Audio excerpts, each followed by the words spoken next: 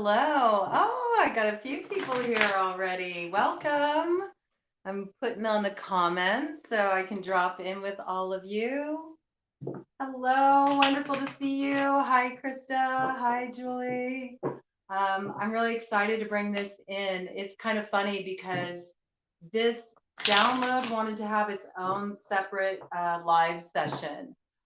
It's interesting because I noticed when I watched the replay on the generational curse breaker last night, there was a couple interesting things that happened, and I pinned it in the comments so people could catch it, but I think I'll bring it in on this video. So I noticed that there was this whole download that came in around health and the importance of really addressing health as this piece coming in around air collective in that particular drop-in sesh we did with the cards.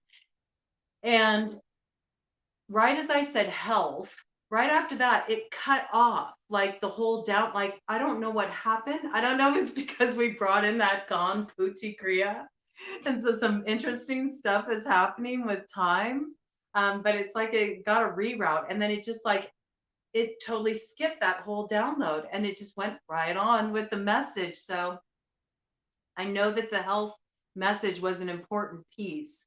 So I decided that I was going to bring it in today. And it's so in harmony with what we're doing. And we've been looking at a lot of the kind of like esoteric stuff. So I sort of feel like it's good to root it, it's good to root it and bring it back down to earth. I think that's important, always remembering to root what we're bringing in each week with each week's focus. So we're going to do something kind of unique today. We are going to divide it up elementally, but we're going to do it according to the doshas. So we're going to have one pile will be for vata, which is the elements of ether and air. One pile will be for pitta, which is the elements of fire and water, but water that's bilious, acidic, like the digestive juices. Okay.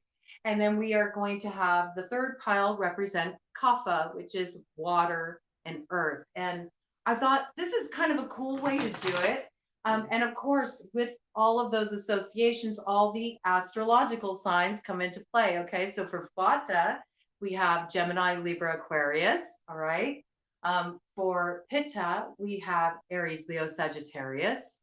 And for Kapha, we have Cancer, Pisces, Scorpio.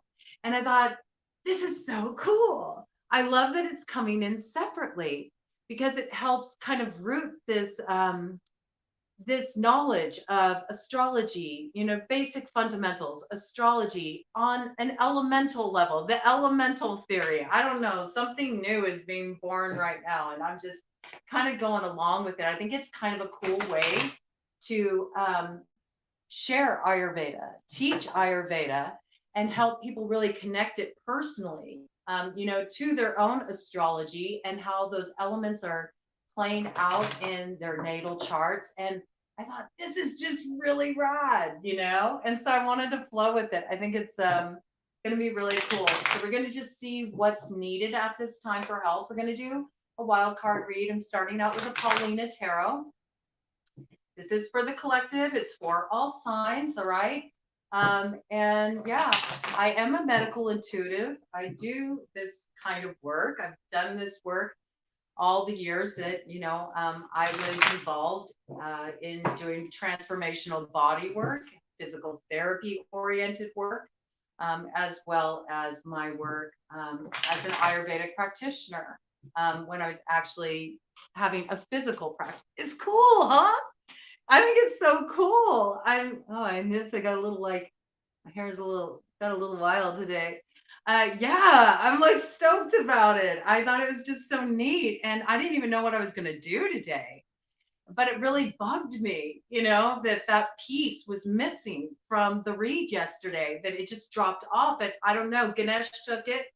I think Ganesh said, no, let's make the impossible possible. We're going to find a new way for people really to be able to embody these teachings, these wisdoms, from Ayurveda, from astrology, and the way that you can really fuse all this elemental theory into one road, that opens, that allows you to really come to understand yourself, mind, body, spirit, and how you can best apply these energies and work with it in real time, right? Because your natal chart it's always progressing. Everything's always moving and evolving. And I thought, this is like a road map. We're doing a road opener, and we're like, first we're like downloading a Kriya, Now we're downloading a road map, we're breaking open the road with all the, detoxification work we're doing, all the clearing work we're doing. We're getting aligned energetically, getting our frequency right, getting our frequency dialed in, doing our systems check, all these things. But this is really cool because it's like, okay, then the road opens, and now it's like we'll have a way to navigate that road, that way forward. And I just think it's so cool. I just love life. I love life. Look at this bottom of the deck. We got Page of Pentacles. This is all about learning something new. That's what the Page of Pentacles is about. It's like, I'm ready to take up a study. I'm ready to learn something new. I'm entering the school of life, and let's just see what this is all about. And it's having that beginner's mind. Okay. So I feel like this is something that is really being asked of the collective right now as a whole, all of you signs, all of you dosha types. It's really about learning more about yourself. Okay. Not just learning about yourself, who you are as a person, what your beliefs are, what you have hopes for, what's the stuff of your heart, what are your non-negotiables, just your entire psychological and emotional makeup. But also really getting to know your physical body, and understanding how all of these are fused together in our health. And so I really feel like we're being asked to take up study in this and to look at new ways forward and to be open to this exploration and just to see what it opens up for all of us. So I'm really excited about it. And I'm just going to get some cards out on the board here and we'll play. And, I'll pick, I really like working with the angels. I like bringing those in. I so wish I had my Brian Froud fairy oracle here because I really want to bring the fairies in because they represent, the earthly realm. We have angels represent that ether air realm, but I really, I want the earth represented. So I don't know. I might have to buy another one, but I have my deck back in California. So it's kind of bummer, man. And those cards are so cool. And I would love to be able to do fairy readings here because it's such wild magic. And it really does connect you with a sense of wonder. And I feel like one thing in working with fairy is not powder puff. It's not Tinkerbell by any means. It's very feral. It's very much getting in touch with that instinctual nature. And fairy is also very humorous. There's such humor in fairy. There's a little trickiness too. It's more, fairy has us cast glamour on ourselves to trip ourselves up. It's a bit of that coyote medicine, has you chasing your own tail so you can learn certain lessons. And it's all to put you in touch with your true nature. So it's like when you're in touch with your instinctual, feral, wild nature, and you're also in touch with, those ethereal realms, that kind of higher elevated consciousness. I mean, that's when you really find that 0 point, the as above, so below, they come together. And from that place, you manifest and incredible things happen. But it really awakens in you this sense of wonder that a lot of us lost, as kids. And, I was just thinking about this the other day, and I think this is also coming through collectively for everybody, for our health at this time is, I'm a Generation Xer. Okay. So when I was a kid, the most we really spent sitting at home, watching TV was Saturday morning cartoons, um, as Sunday, Saturday morning cartoons on the weekend, maybe some, creature feature kind of flicks, during the day. I used to do that with my pops. We'd watch all those old like Godzilla, sci-fi, and horror movies, and that was our jam. But in general, I was always outside, and everybody I knew was outside, and it was just kind of a different time.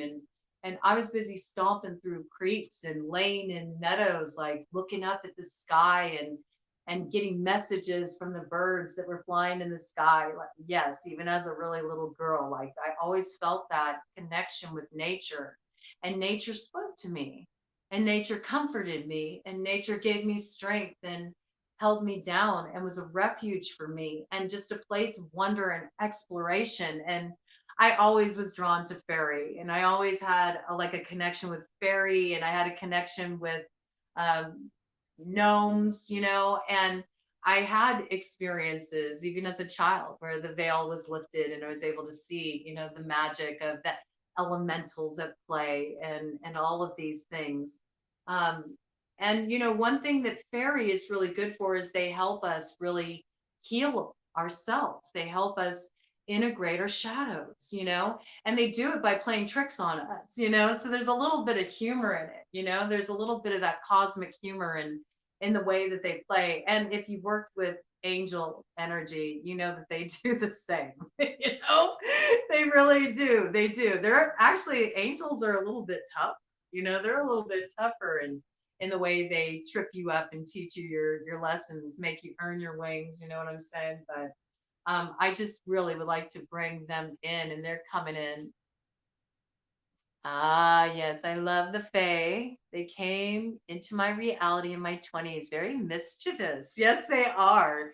And they have certain things. This is what I like about fairy, especially with what came in yesterday, right? About really reconnecting with the earth, and how this is so important for us at this time for our generational healing, our um, ancestral healing, and connecting with our ancestors, and really being able to gain access to those medicines of our ancestral lineage is, there's this piece about being stewards of the earth, caring for the earth. If we give to the earth gives back to us. We really feel the connection of it, instead of walking around in this life and feeling a sense of ingratitude because we feel like we're not supported. When you're a steward of the earth, you connect with the magic of the land, and when you're connected with that, it's like you realize how much you are supported, how blessed we are to actually be here. It really just gives you a sense of connection to this earthly experience. It's very healing. And we see with that, sense of wonder, like when we were kids, that this really is a magical place and we're part of this. And how cool that we get to be here, and that we get to experience this garden of earthly delight. So I really like this piece about bringing the fairy in, because they'll get really mischievous if you do not, fulfill your role as a steward of the earth. They will really get on you if you ignore tending to your plants, if you ignore your pets, and don't give them what they need.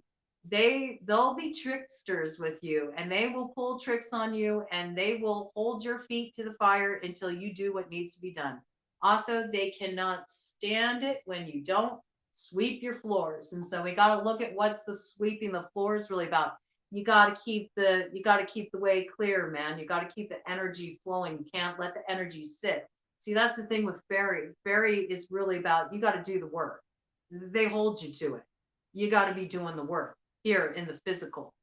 And I feel like what I've experienced more so is that the angel realm is more about doing the work, on more of those subtle levels, like how you're running your energy, things along these lines. But fairy really wants you to root it. Fairy is very much about taking responsibility. It's that sense of a priestess makes all things sound. So I think this is very cool. I think a road is opening for us. Okay, a road is opening for us. We're being given an opportunity to head down a path to find a new way forward and take part in some education. And I'm right there with you because I've never thought of doing this, but this is just what came in today. And so I want to go for it. And let's see what happens. Let's make some magic and see what does the collective need to know about our health at this time, what we can do to address certain areas where we might need to do some further cleansing or some kind of release work. What is coming in around health for air sign collective? Vata, ether, air elementals. Air sign collective, Gemini, Libra, Aquarius, Vata dosha type. Ether, air element.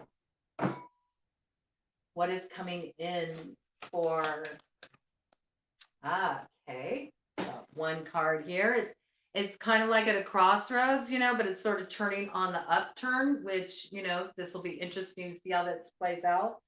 Also, when we're looking at these three doshas, we're looking at three different areas of the body as well. So we're dialing it in even more. So when we're looking, and I'll introduce those areas as I lay out the piles, okay? So when we're looking in terms of Vata, air collective, we are looking at prana, okay? Vata rules over prana. Prana is, it's breath. It's breath. People will often say that water is the source of life, and so there's this question like, why would kapha be last in that chain?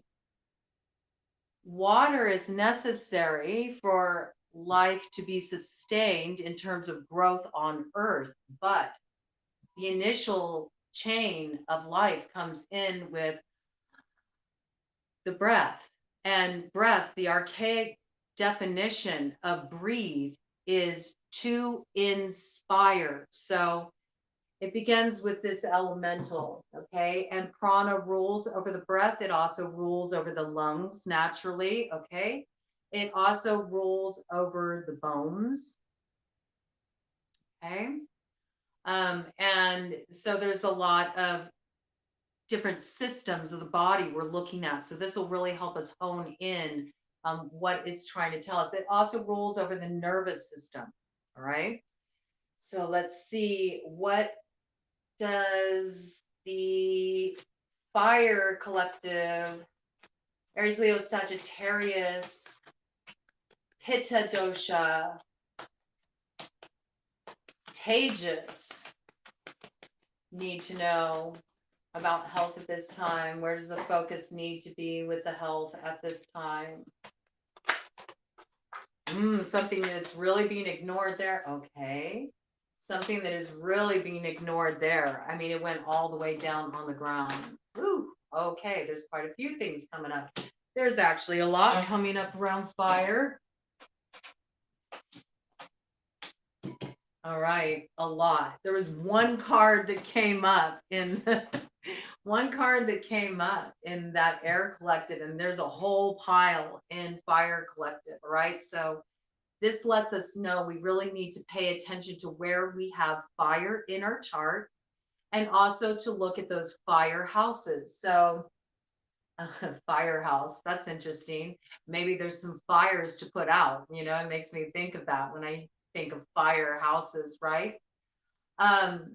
It also makes me think of heat rising when I think of firehouse, your body is your house. So maybe there's some work that needs to be done to kind of release fire in the upward channels, which we'll talk about that. This is Tejas, okay? So this rules over the cardiovascular system. It also rules over the digestion. It rules over the skin, the eyes, okay?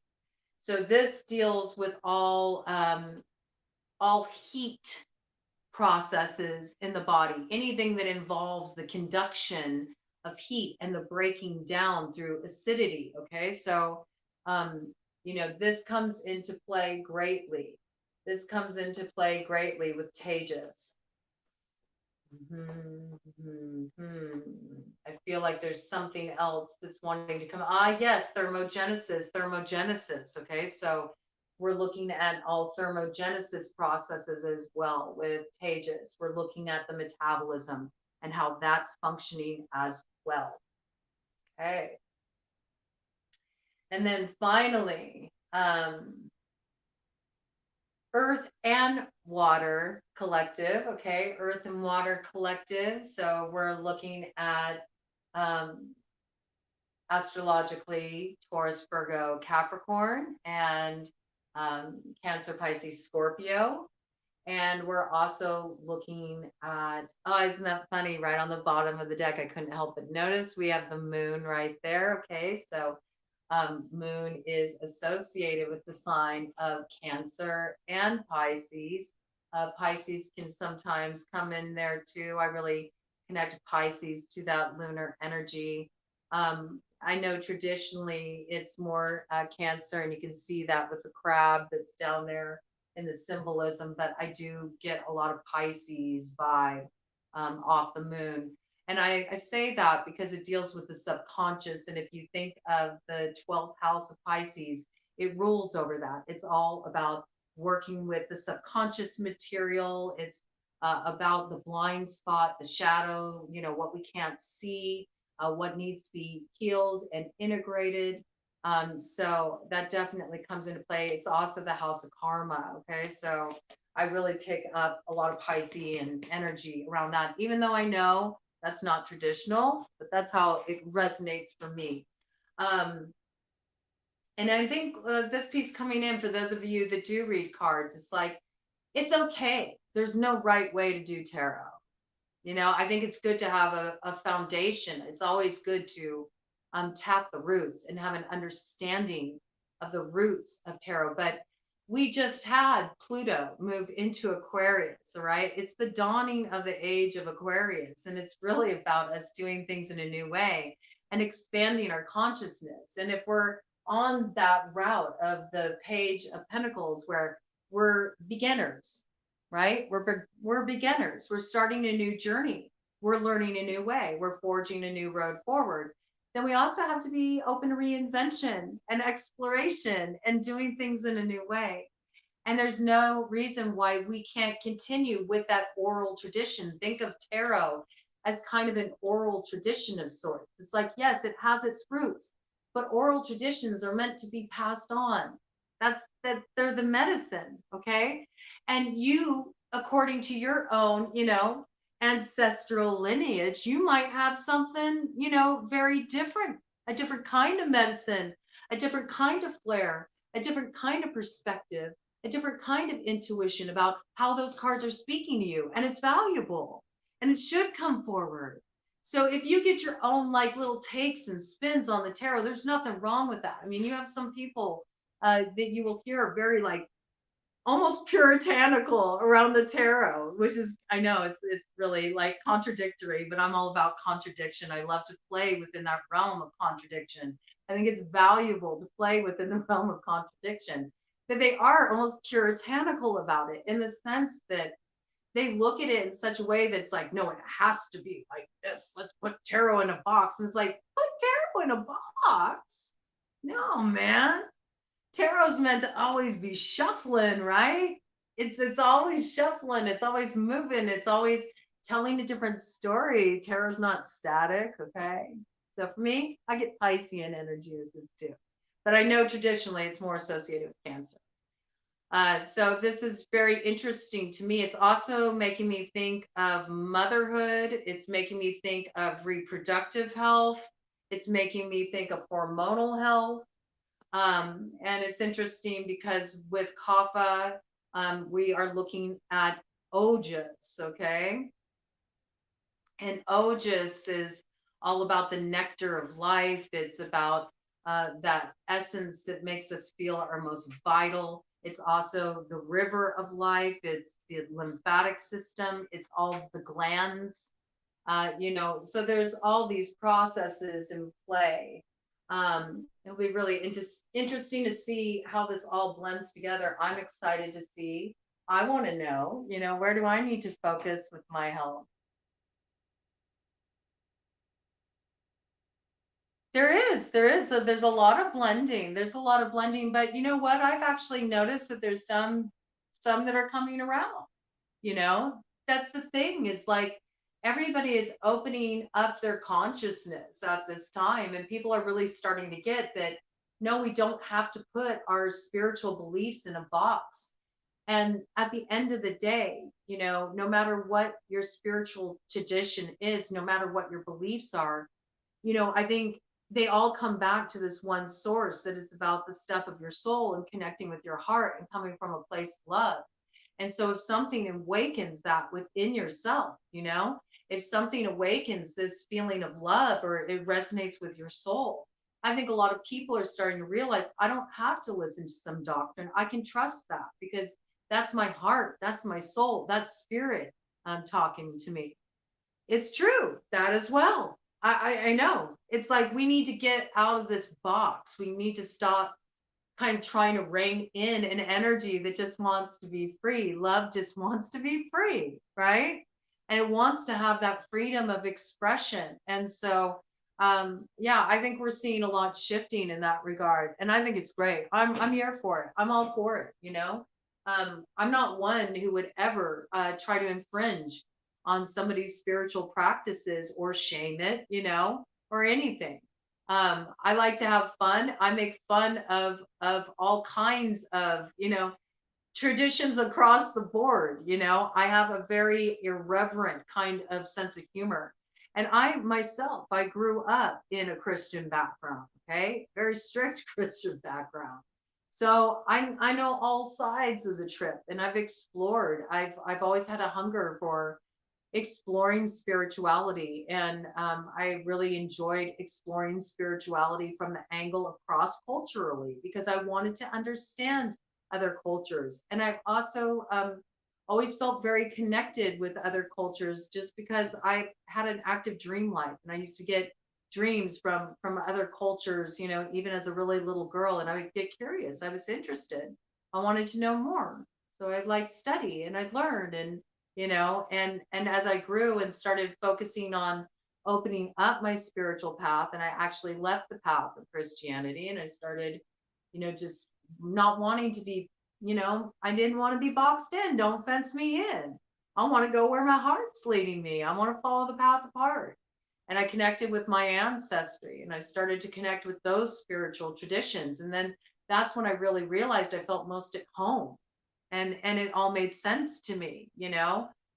So I think it's a really beautiful thing. I'm glad people are exploring. I'm glad they're opening their minds. It makes the world a smaller place, and it helps us get on the same page. And if you really look at every spiritual tradition, it doesn't matter what it is, they all have similar connecting points, where it's about coming to that place of love, you know, and having respect and consideration for others, you know, treating others as you would want to be treated, and having an appreciation, having a sense of gratitude for the gift of life. So, you know, why can't we just get on with it? You can call it whatever you want. It doesn't really matter.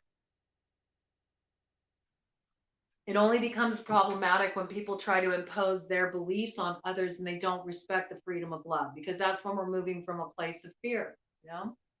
All right. Kapha dosha, earth and water element, ojas. What do we need to know about health? I mean, I think there's a lot of healing happening just for that message to come in with Water Collective. I think there's a lot of um, coming into the heart more. I feel like people are coming into their hearts more. So I feel like there's a great time of healing that's occurring right now. That's kind of what's coming through as an initial message. And that's a beautiful thing. You know, I think we're starting to kind of, I feel like that Libra full moon flew right over. Oh, okay. Flew right over. I totally got that message. Oh my gosh. I love how that's coming in. Okay, I'm just excited, okay, because I love Ayurveda. And I'm like looking at the way this is unfolding, and it makes so much sense. Okay, so I know exactly what's going on with Kapha right now. I know exactly what's going on with Kapha right now. I was going to say, I feel like that Libra full moon that came in really like did a lot of cracking open. And I think it's a beautiful thing. But there's like now this kind of like, there was a cracking open. I think a lot of people, at least people I've been talking to, had a lot of emotional release that came up around that moon. But then it was interesting. I don't know if you experienced this, but after that full moon, it was like this beautiful, soft, silky, like very nurturing, restful, peaceful energy came in, almost to like really hold the container for integrating everything that was released. So I feel like a lot of people did a lot of release work recently, and that really came forward. Put these back here so they're out of the way.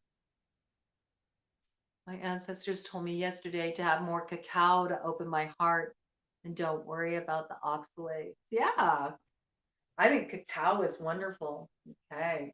It's got so many antioxidants. Plus, it's just, you can have a whole sacred ceremony with cacao. Okay, so we're looking at air right now. Oh, yes. Oh, my gosh. All right, y'all. I'm going to tell you right off the bat. I can tell for the collective that the problem that we're courting right now is kapha blocking vata. All right. And I want to tell you what kapha blocking vata is about. And I know this because within air, I have fire showing up with the Queen of Wands. All right. So remember, we are looking at prana. So for fire to be in this air sector, what we're dealing with at this time with pitta in vata, that means that we're looking at a dry, hot condition in the body. Dry and hot is pro-inflammatory. If you think of dry and hot, and I feel like you've already reached this place, and I think you've already reached this place of going into balance in vata to the extent that now it's starting to push. It's starting to push into pitta, okay? Vata pushing pitta. This is when there's been too much air buildup in the body, too much ether air buildup in the body. And so it starts to need to have somewhere to go. It starts pushing too much into pitta. And this fans the flames and it creates a pro-inflammatory condition. Now I know why there was only one card that showed up in our prana sector, and there's only one card that showed up in our ojas sector, but we got a whole pile going on in pitta, in fire. It makes complete sense, and why the firehouse image came forward, because when we think of a firehouse, what do we think of? We think of, firefighters, right? And what comes in at a firehouse? Well, you got to have water, to put out the fire. So this makes complete sense to me. Okay, so let me explain what happens when we're dealing with a vata pushing pitta condition. So first, what happens is vata goes out of balance. How does vata go out of balance? There's many different ways that vata can go out of balance, and I'm going to go ahead and pull out. What cards do I want to pull out in regard to this? Yeah, yeah, yeah. Okay.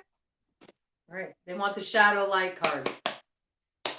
Okay, so one of the ways that vata goes out of balance and we build up too much air and ether quality in our bodies is by cleansing. This is the first thing that came to mind for me, okay?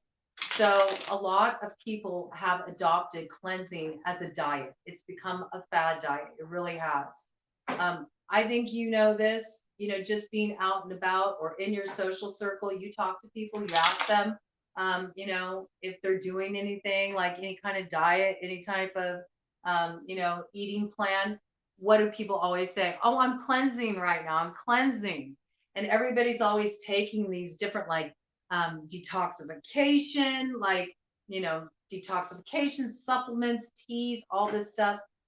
You need to understand that when you're taking in that stuff, it is extremely dehydrating. It is so dehydrating. And the reality is most people do not get enough water. Like the stats on that are really dismal. Most people are dehydrated. Most people do not have enough electrolytes. Most people, it's like 90%, somewhere around there, 90%, last time I checked, of the American population is deficient in magnesium, you know? Oh, don't worry about starting from the beginning. You're just in time. We just started with the read. You can always get the preamble in the beginning, okay? Just stick it out. Just write it out, Broad. You're right on time. Yeah, so where was I? Where was I?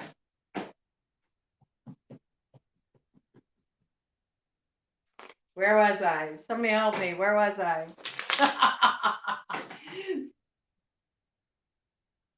Oh, deficient in magnesium, you know, not having enough electrolytes. Okay, so if you're constantly cleansing and you already aren't getting enough hydration, you're not getting enough water, you're going to become severely dehydrated.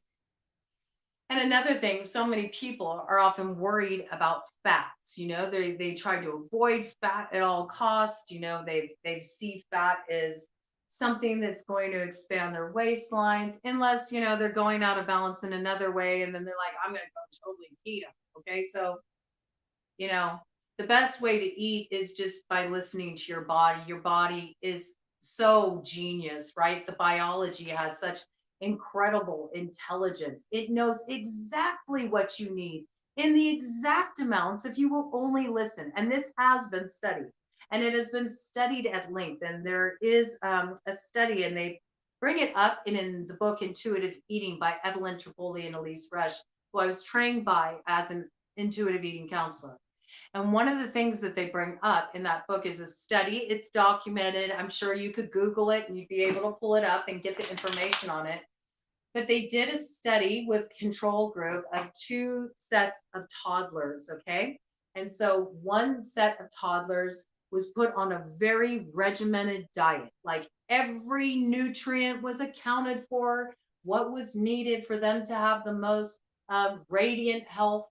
And their diet was very controlled. They had to be fed at certain times. They were, you know, in other words, the quote unquote perfect diet, you know, as put out there by, you know, the medical industry. The other group was to eat on demand, like when they were an infant. You know, like when we were infants, you know, when we were hungry, we would cry and we would get fed. Okay. So they told the parents, let your toddler just eat whatever they want. Let them eat whenever they want, whatever they want, no matter what it is. Don't control their food at all. Just let them have free reign. To which, you know, that control group, the parents were horrified because they thought, oh, surely, you know, my child's going to want to eat nothing but junk. And that didn't end up being the case at all. At the end of the study, they actually found that the toddlers that were left to their own devices to just do whatever their body naturally told them to do had better nutritional absorption, and that they actually had far more superior benefits than those who had the hyper controlled diet. It's revolutionary, okay? So our bodies really know what they need. And there's not one diet that's right for everybody. There's not. And fortunately with Ayurveda, you know, we know this. We have this distinction. And Ayurveda, it's important to note, Ayurveda existed long before any of modern, you know, Western medicine. Ayurveda is the root of medicine. So, you know, they've been doing this for thousands of years. They got to know something. All right. They got to know something. That's why I studied Ayurveda, because I've always been fascinated about the human body and how it functions and how to take care of it. And me, I'm always like, I want to get down to the bottom of things. I want to go to the root. I don't want to bobble on the surface. So, you know, it makes sense to me. So, by the time you're at this place where you're dehydrated and you don't have what you need, okay, and you're also maybe got a coffee habit, which is also dehydrating, and you're on all these diets where you are, constantly cleansing because you think that the more purification, the better, because that's really how it is in Western civilization. We just think more is better, and that is not the case. It's not the case, not on any level. What ends up happening is your nervous system starts to become impacted. So the first way that you know that your vata is going out of balance, that you're getting too much ether and air, is that your mind starts to get really busy. Like the thoughts are going all the time. You can't stop thinking, it's just monkey mind. And also you have short attention span. It's like, oh, squirrel, squirrel, it's like you can't focus because think about wind when it picks up. What does it do? It's like it's kind of like all over the place. You can't contain wind. It's going to go where it wants to go. You know what I'm saying? So when you got this action going on, and the air energy is starting to scatter, you'll have things like lack of focus. You'll have a bunch of different projects going on at the same time. None of them are done all the way because as soon as you start to get somewhere with one project, you get distracted. Oh, what about this? You can have trouble sleeping. You can lose connection with your appetite. You can feel like you're not hungry. Okay.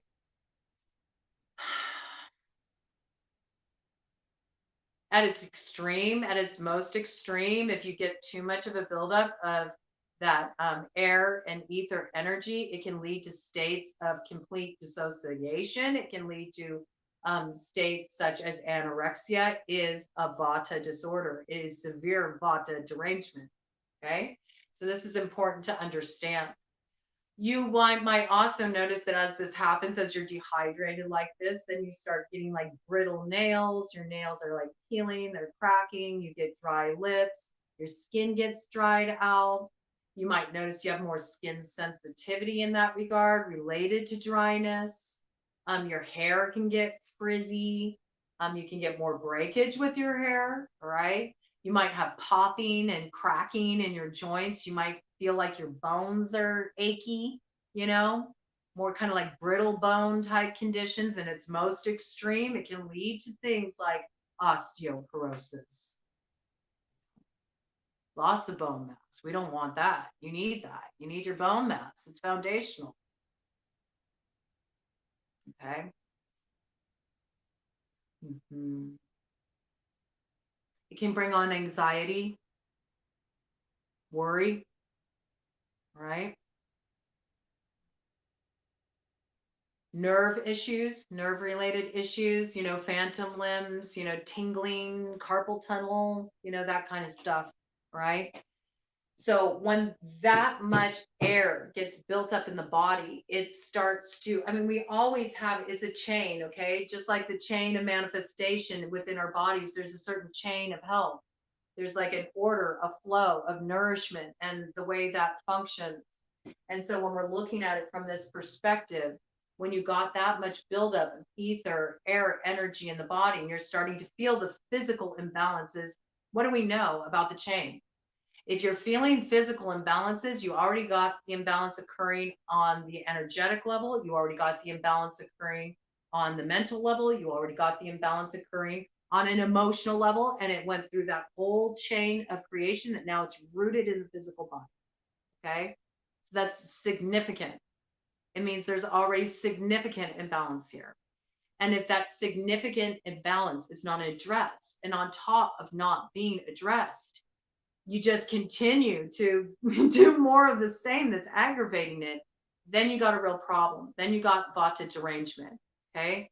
So this is what we got going on. We got that air built up. The air is built up and the air needs somewhere to go. Okay. So it's going to start pushing into pitta.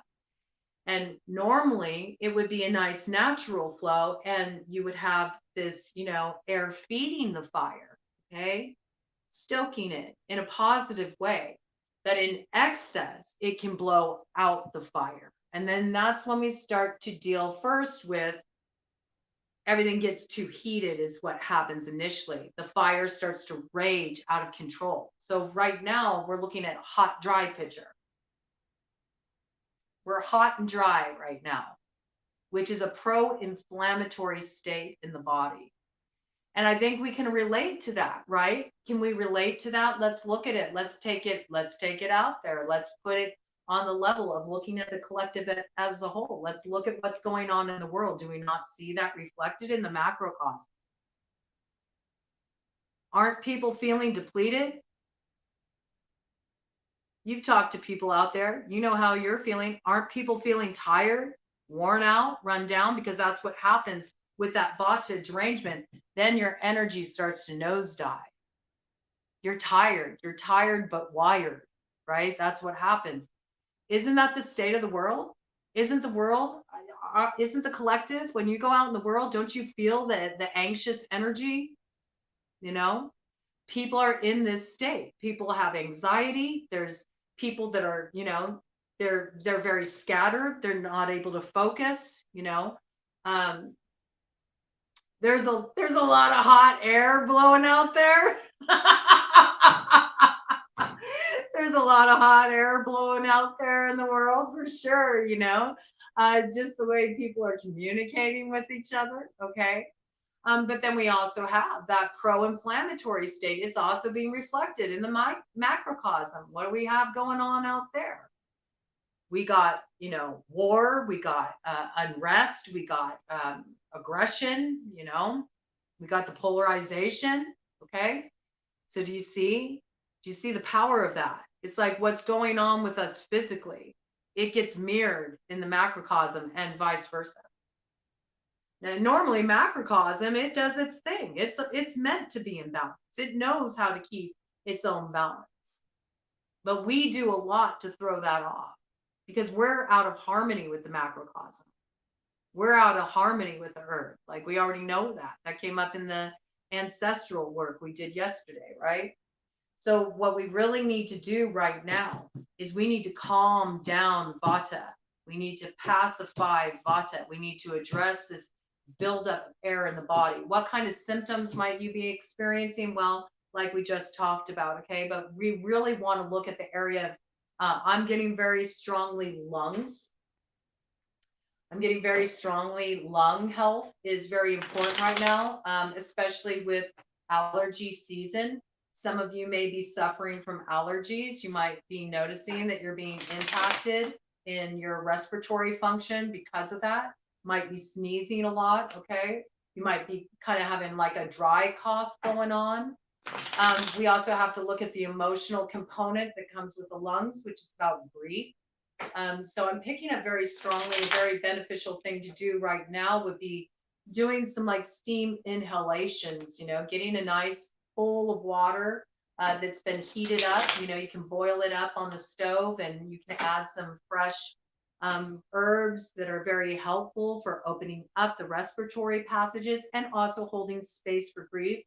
So I really like to work with a blend of rosemary. I love rosemary because rosemary is just so good. It's like antibacterial, and it's really good for lungs. It helps open up all those bronchial passages, but it also holds this very protective energy, and it has a very loving vibration to it too. So it makes it safe for you to sort of open up into your emotional expression. So it'll help get in there and it'll help loosen up all the old dry stuck ama. Okay, so this is why we're doing the ghee right now.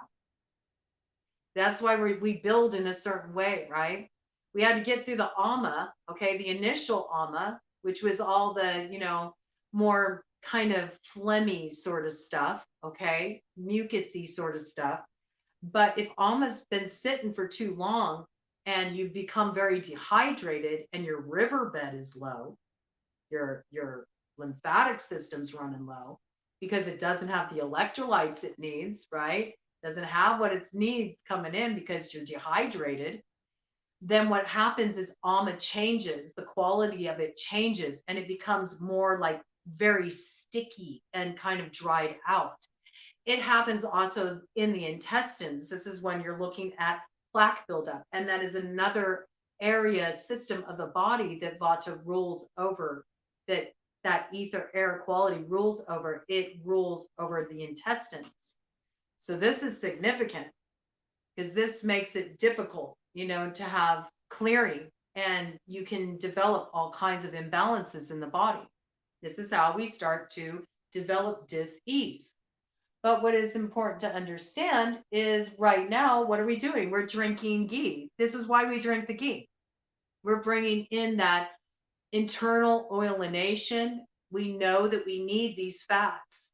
It's important to nourish. You can't just cleanse all the time. You have to nourish, you have to build. It's essential. And this is why traditionally we only do this real, like deep dive of cleansing in the spring and in the fall at the equinoxes is traditionally the time we cleanse. To cleanse throughout the winter, to cleanse throughout, the colder months, the drier months, it's insanity. It doesn't promote health. And yes, there's exceptions to that once in a while, okay? Even in Ayurveda, if somebody has some severe imbalance, but that's something you want to deal with some kind of healthcare provider that's really kind of guiding you through that process. You don't want to just just cleanse all the time for the sake of cleansing because you think it'll make you skinny or whatever. That's why most people cleanse. They want to lose weight. But you got to understand what will make your body come into a state of balance, and this absolutely includes your weight, your metabolism, let's not look at it as weight so much either. It's more body composition, your muscle to fat ratio, okay? If you got a good muscle to fat ratio, then you're going to have a really functioning metabolic system. It's when you don't that you can go into imbalance, okay? So this piece is really coming in. We need to balance this out. I think it would be really good to do steam inhalations. You can work with the rosemary. You could also put in some lemon verbena in there, would be very nice. Very nice.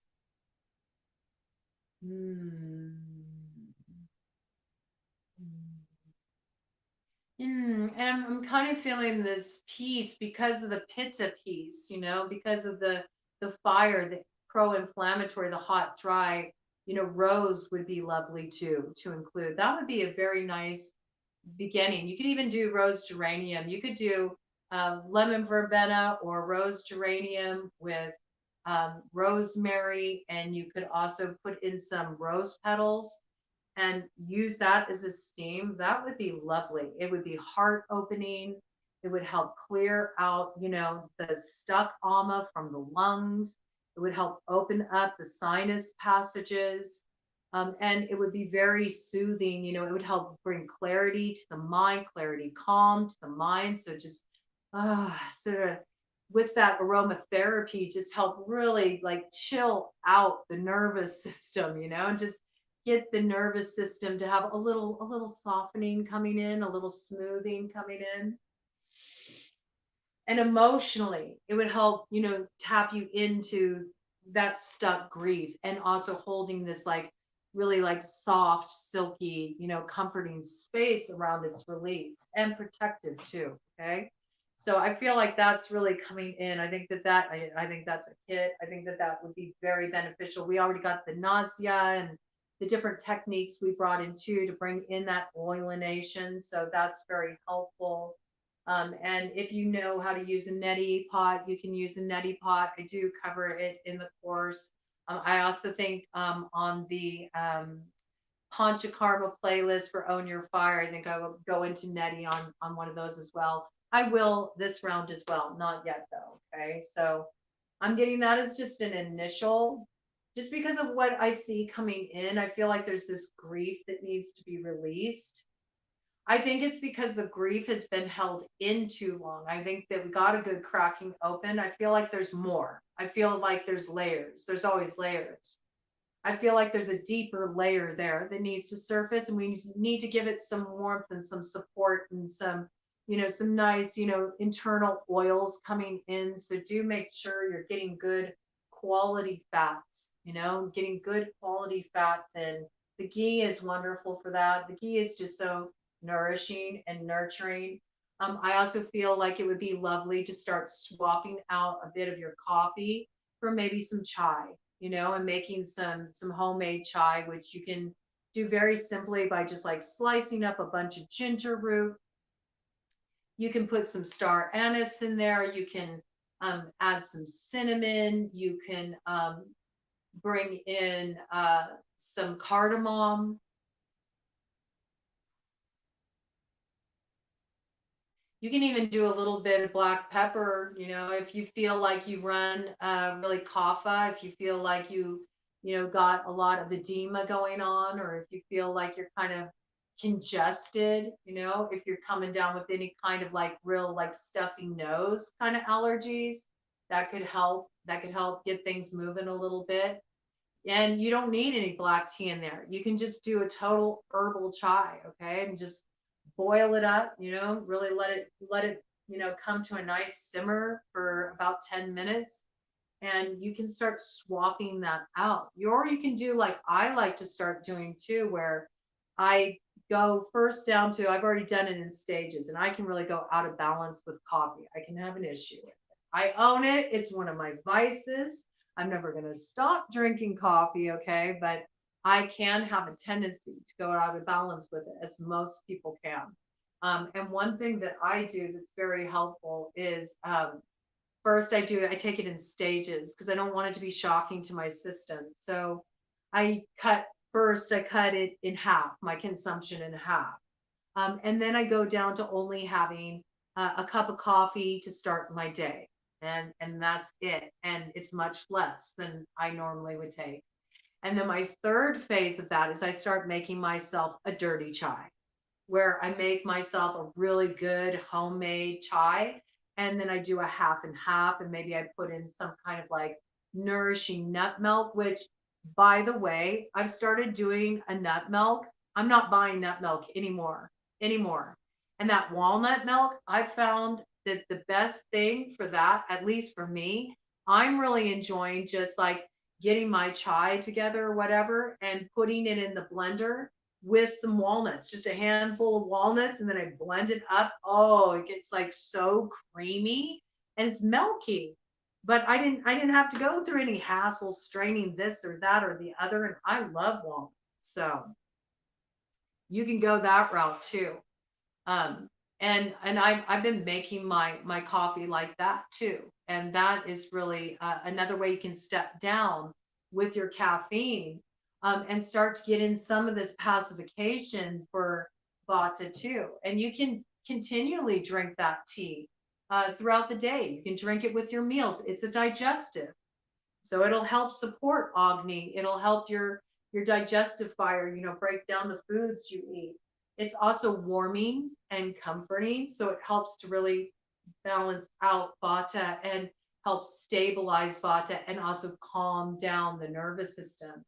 And then the oils are so, so important, making sure you're getting in good quality oils. Huh. It's interesting. I was going to pull out these cards. Yeah, this is what we're trying to address. Okay, this Eight of Clubs energy in the shadow. We got too much movement happening within Vata, within the air collective. So there's a need for grounding. Okay, ground out your energy. Focus on really balancing out the nervous system with proper hydration, getting in some good healthy fats, backing off on your coffee a bit, maybe swapping it out for some herbal chai. I feel like getting in some of those steam inhalations will be very helpful for like kind of getting the grief out. And then I also recommend, give yourself a little bit of love, maybe do some abhyanga, do some self massage, head to toe. You can put the oil on your head. If you're really having a lot of busy thoughts, if you're dealing with a lot of issues with insomnia, even just doing a head massage with oil, and then you can leave leave the oil on your crown. I wouldn't leave it on too long, okay? You don't want to put too much oil on. You can get away with a little longer if you're really inflamed, okay? But you don't want to put out your natural fire. Making my hair go crazy here.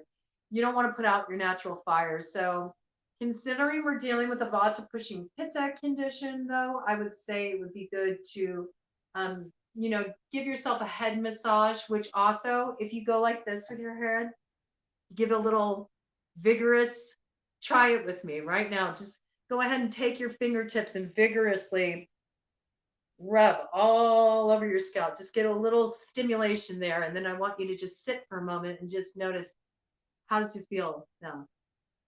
Do you feel the way it kind of like opens up the crown? This helps the fire energy release through the crown. So I feel like we need to bring these pieces in, so we're not pressurizing the fire energy, bring that piece in as well. And anytime you're feeling like, if you start feeling really agitated, we've talked about this before, pressurized, or you feel like you've got a lot of anger coming up, which can sometimes happen once you move the ama. This is important. This is important to, release the energy through the crown to help clear the mind. Okay. It's very helpful, and especially helpful in the moment. And also, of course, exercise. We talked about that. All right. Made my first chai today with pepper, fennel, cardamom, and ginger with hemp milk and black tea. I love it so much. It's good.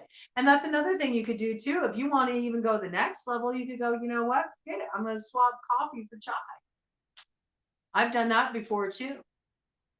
I really love coffee. I really enjoy it. So I think I'll always have a cup of coffee to start my day. And I like to have coffee with the ancestors. But yeah, I can get down with chai.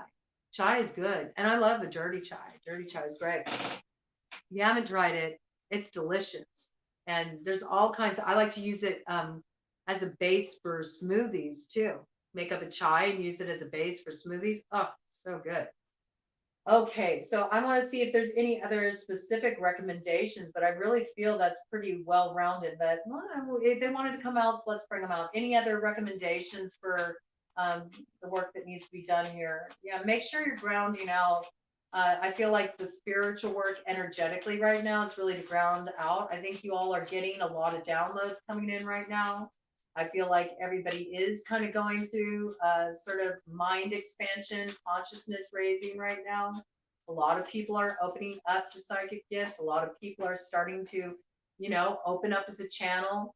That message came in, it came in on our generational curse breaker read yesterday about the oracles are awakening. And I do believe that. I feel like it's happening. It's happening on a global level. The oracles are awakening. Like, people are remembering their gifts, as we're doing this healing work, as we're really getting back in touch with our roots and we're doing this healing work.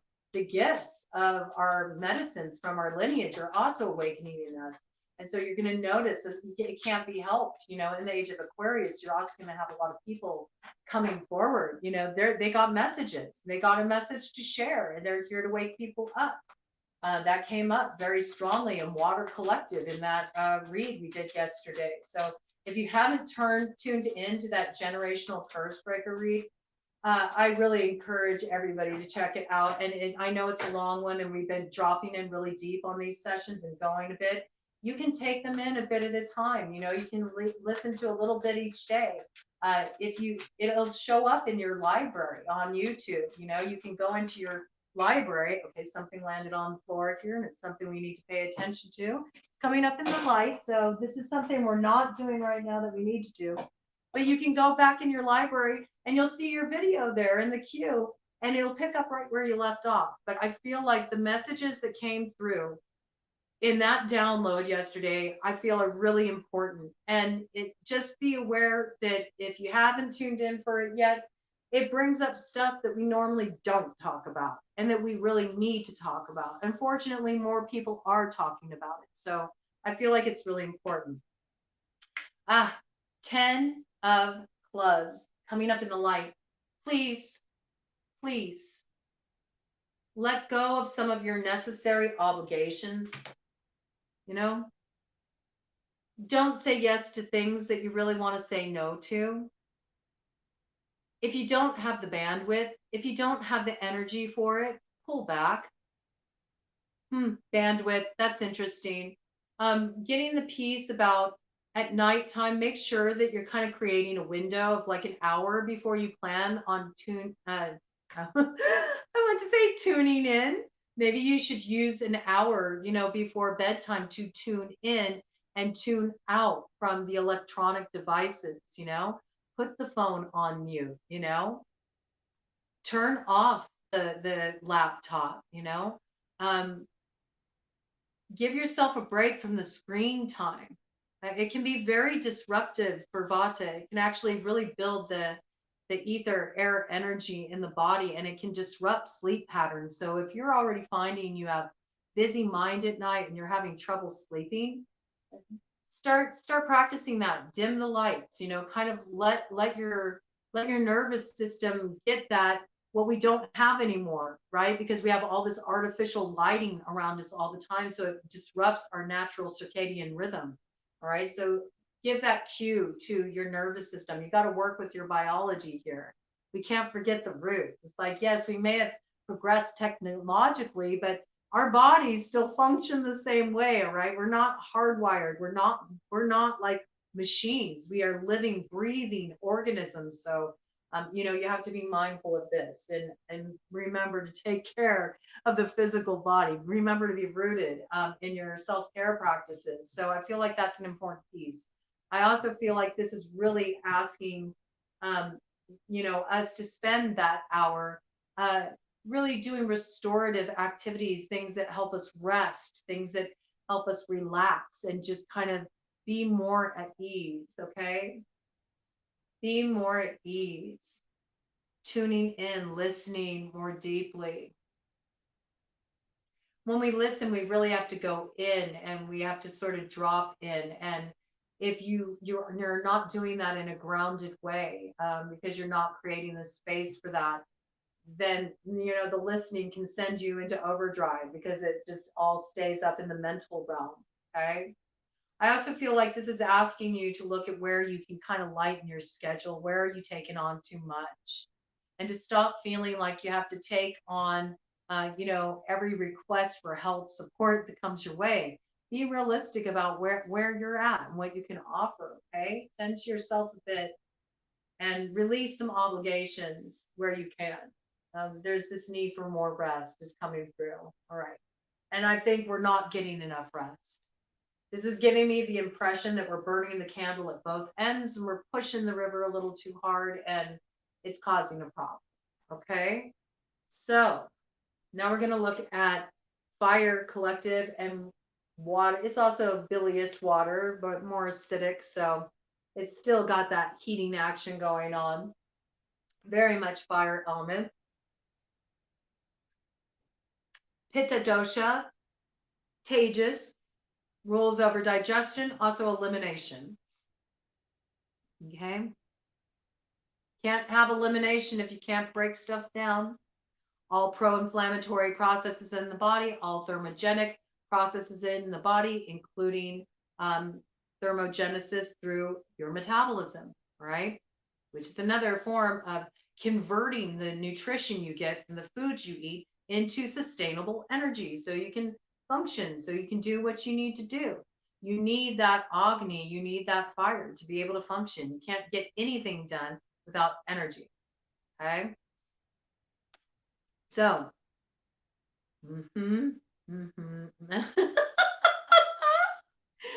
yeah, yeah, yeah. It's funny. It's really reiterating what I just talked about. Okay. So, where we're at right now is the digestive fire. And fortunately, we're addressing it this time. We're addressing it this week in week 3.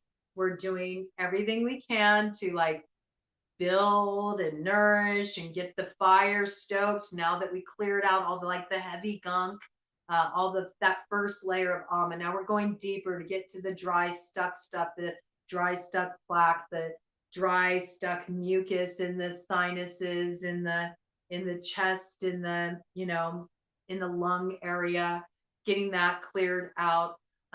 Now we're looking at, what's behind that, because we have to understand that by the time we reach a place of kapha accumulation where we got a lot of ama and white, sticky stuff, that mucousy stuff, we already know there's been an imbalance in all of the doshas. Okay. It's manifested physically. It's already we've traveled through the chain of accumulation, they call it. Okay. So where we're at right now this is where we're at with Pitta. It was a crossing influence. We got 10 of swords. Okay, look at that too. We got the full moon in the background here. We got cracked open. Isn't that wild? Look at the way the swords are in this card, in this particular deck, which is the Paulina Tarot, by the way, if you're curious what deck I'm using. Really cool tarot. It was inspired by life in New Orleans, all right? And the artist is from there, and really wanted to capture the spirit of New Orleans in the artwork. Very delicate artwork, lots of details. Every time I look at it, I see more details. And that piece has been coming in for us, right? About be aware of the details, the little things make a big difference. And I feel like there's something that really got cracked open emotionally. Okay, we already know Vata is like, nervous system is overtaxed. Vata is tired but wired. Okay. That air is blowing in. It got into Pitta. It's caused too much heat. Okay. It's like a disco inferno in there. And I'll talk about how that happened. All right. We got a very clear picture here. It's kind of making me laugh.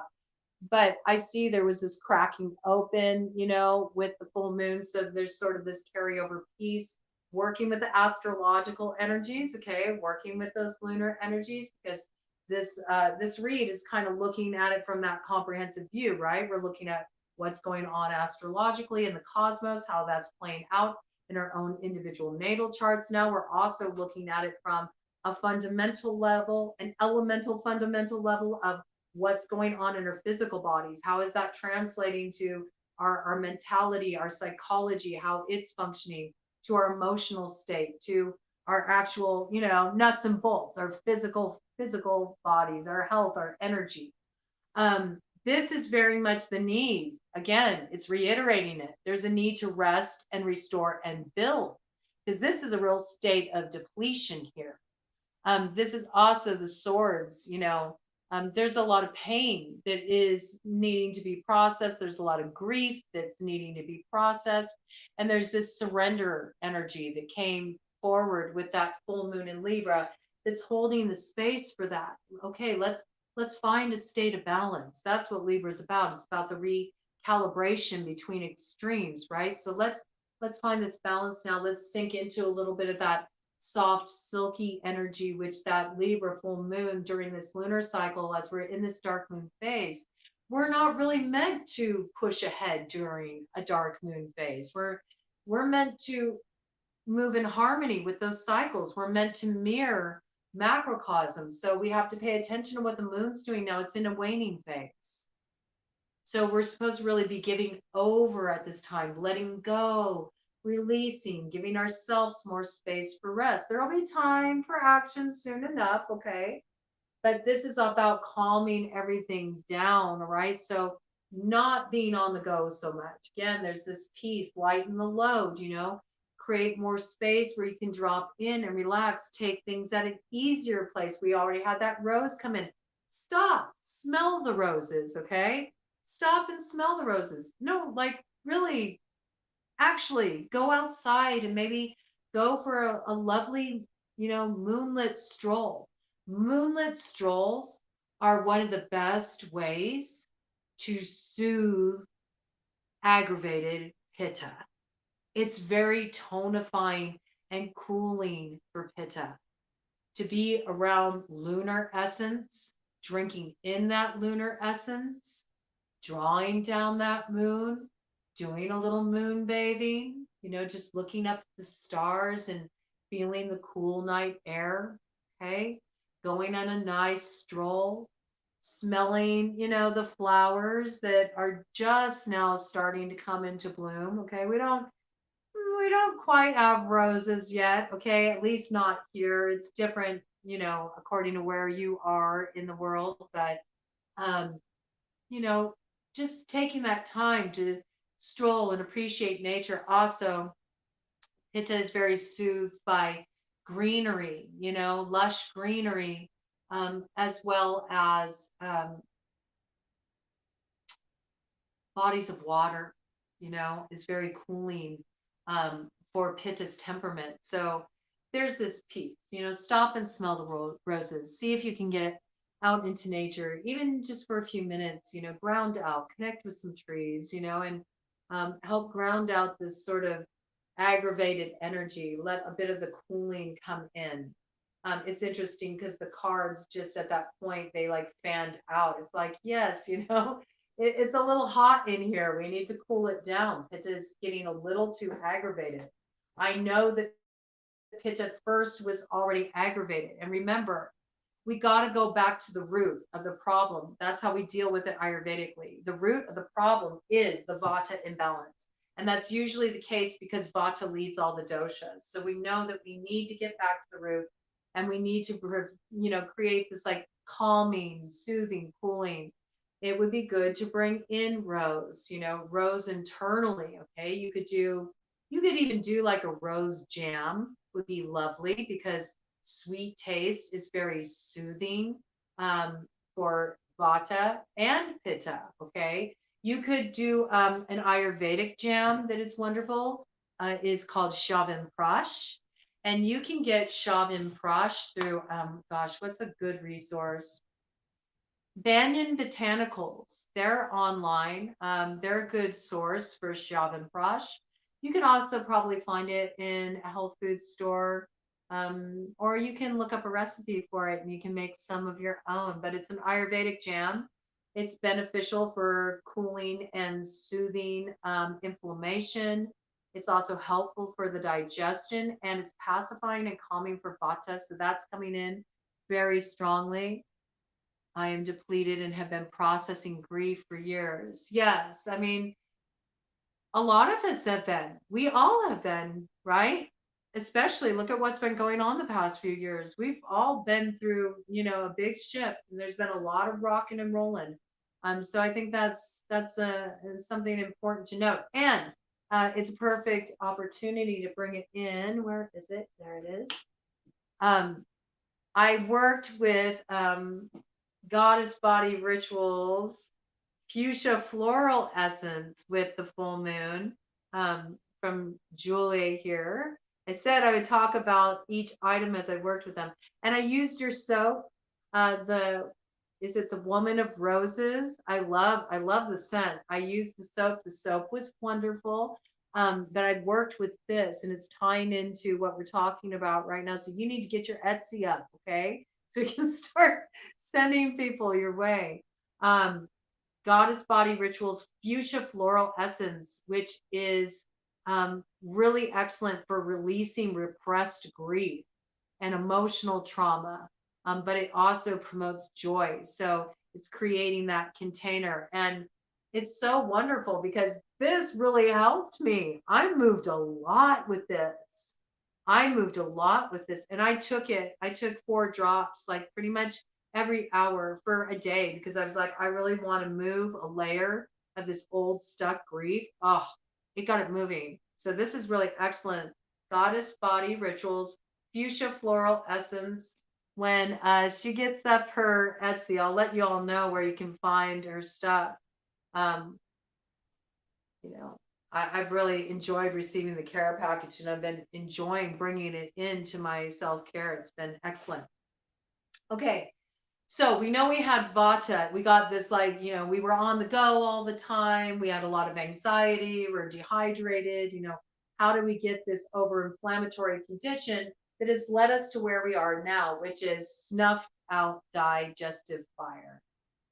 And do you have a page? Do you have a Goddess Body Rituals on Facebook? Do you have a Facebook page where people can contact you? If not, you should slap one up.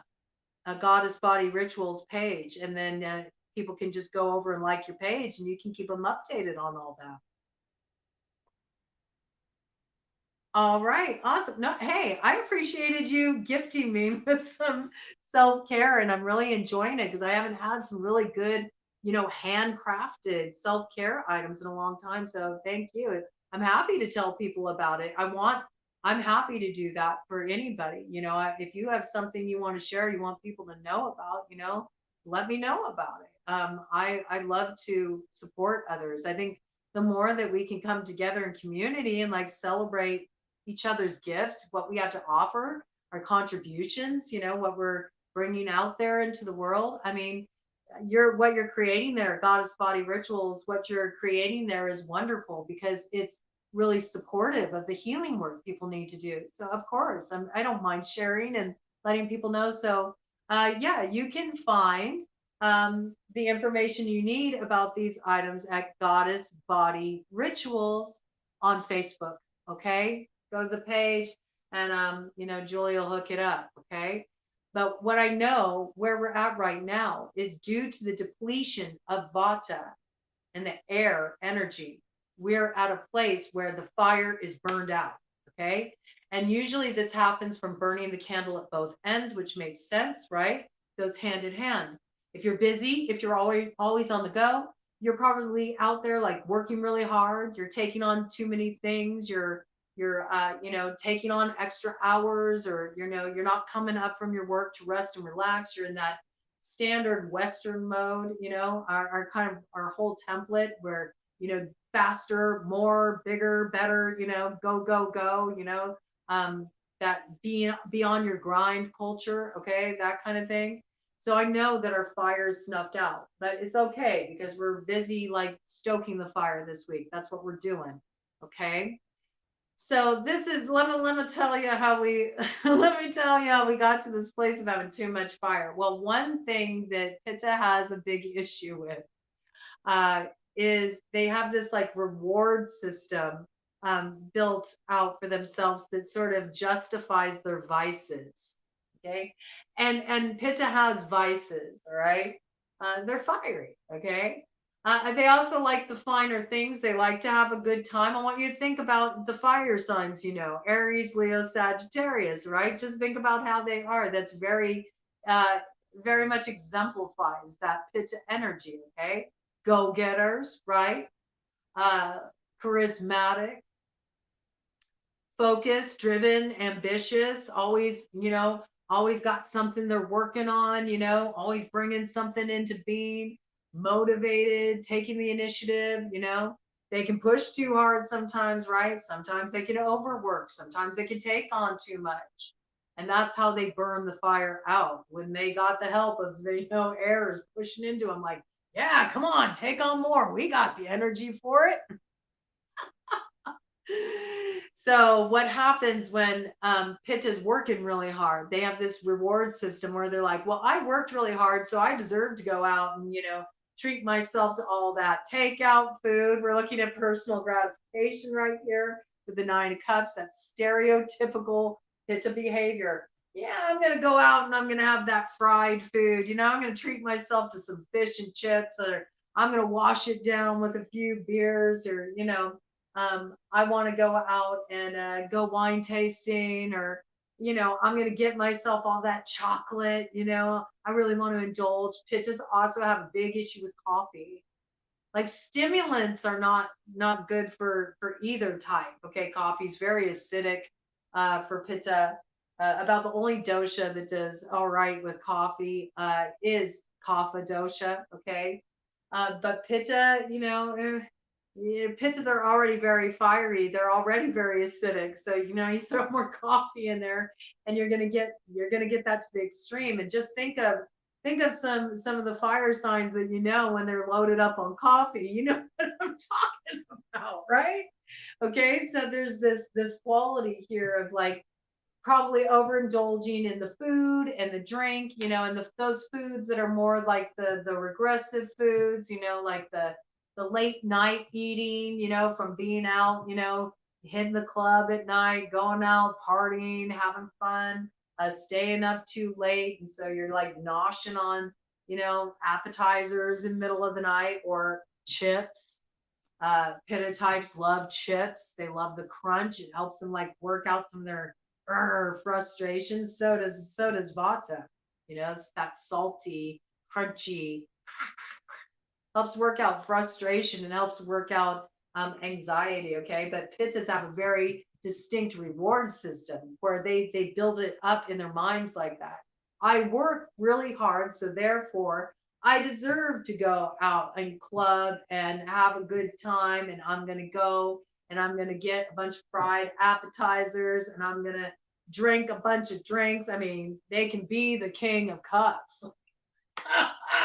Cheers, bitches. You know, it's that spirit of like, here we got, what does it lead to?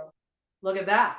And then you get the 5 of Wands, all right? Then you get the pro-inflammatory condition going on in the body because we already have the nervous system is taxed. There's an excess of energy. It's also being dissipated by burning the candle at both ends, going out, staying up too late, partying, having fun, you know, maybe hitting the sauce a bit too much. And this leads to a very, very inflammatory environment with that 5 of Wands. And it also translates into how the demeanor changes too. Because when you have too much of that fire energy built up in your body, when you're running too bilious, then you can become very acerbic in your demeanor. You can pop off, you can be argumentative, you can be too competitive, you can be too driven, you can be overly ambitious, you can go way too much into the ego, my way or the highway, become very stubborn and intractable. And this can cause a lot of problems, and this can cause a lot of problems in your life, right? In your relationships. This is when we start to have conflicts and all kinds of issues, right?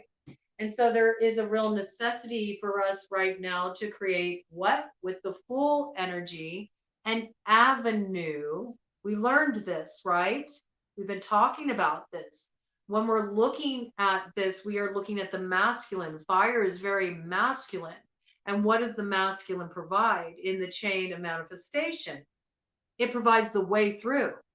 And what are we building up to in terms of the fire sign energy leading to our manifestation? Well, it's Aries season right now. We're in fire season, baby. And so we're already in this very much, this kind of taking the initiative sort of energy.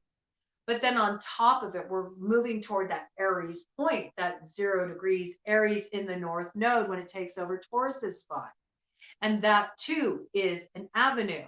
So what we're looking for is the fire, the action, okay, the inflammation, looking at it in health terms, and we're looking at it mind, body, spirit. So we're bringing all these pieces in.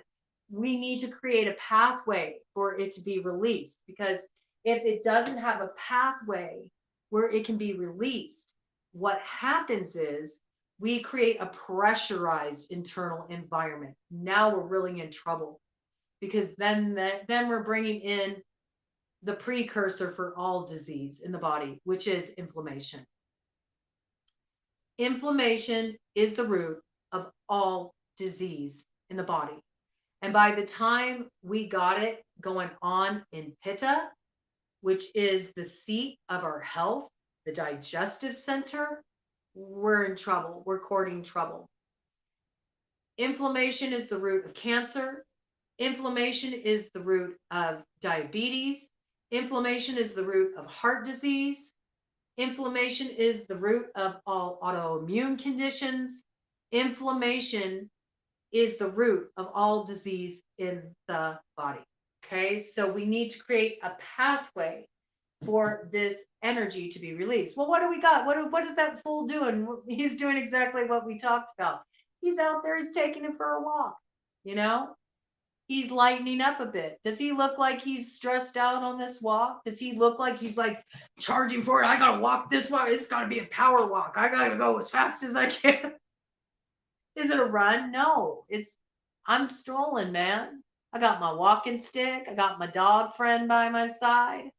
I'm just enjoying my life. I'm checking out, you know, the birds flying by in the sky. I'm surrounded by greenery. I'm surrounded by nature. I've got some breathing room. I'm taking it easy.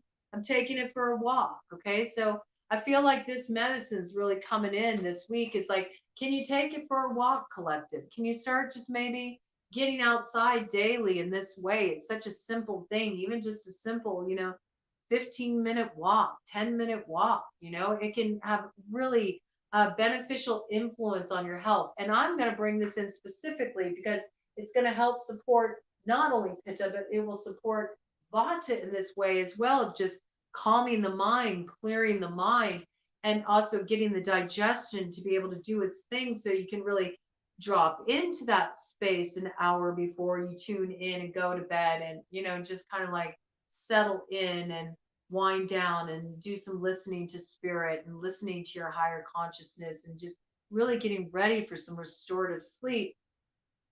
Look at bringing in an evening walk after dinner, you know? And think about how lovely that could be, if you are having worries, if you have had a very busy thought to mind, you can go and go on a walk and just look at the sunset, and just allow it to be like a meditation for you as you're moving your body, you're releasing all that buildup of pitta, you're giving it a pathway because movement, exercise is a pathway to release pitta, and it's probably one of the best. And especially when it's out in nature, out around greenery, out around water, out around, and at evening time, in that twilight time, when you got the changing of the guards, that liminal space between day and night, it's a very balancing, and then the moon starts to rise and it's so cooling for pitta.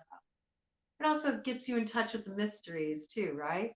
Starts moving you into that mental space where you can get ready to drop in and receive. But the benefit of it, if you do this walk after dinner time, it helps you also support your detoxification process in the digestive organs.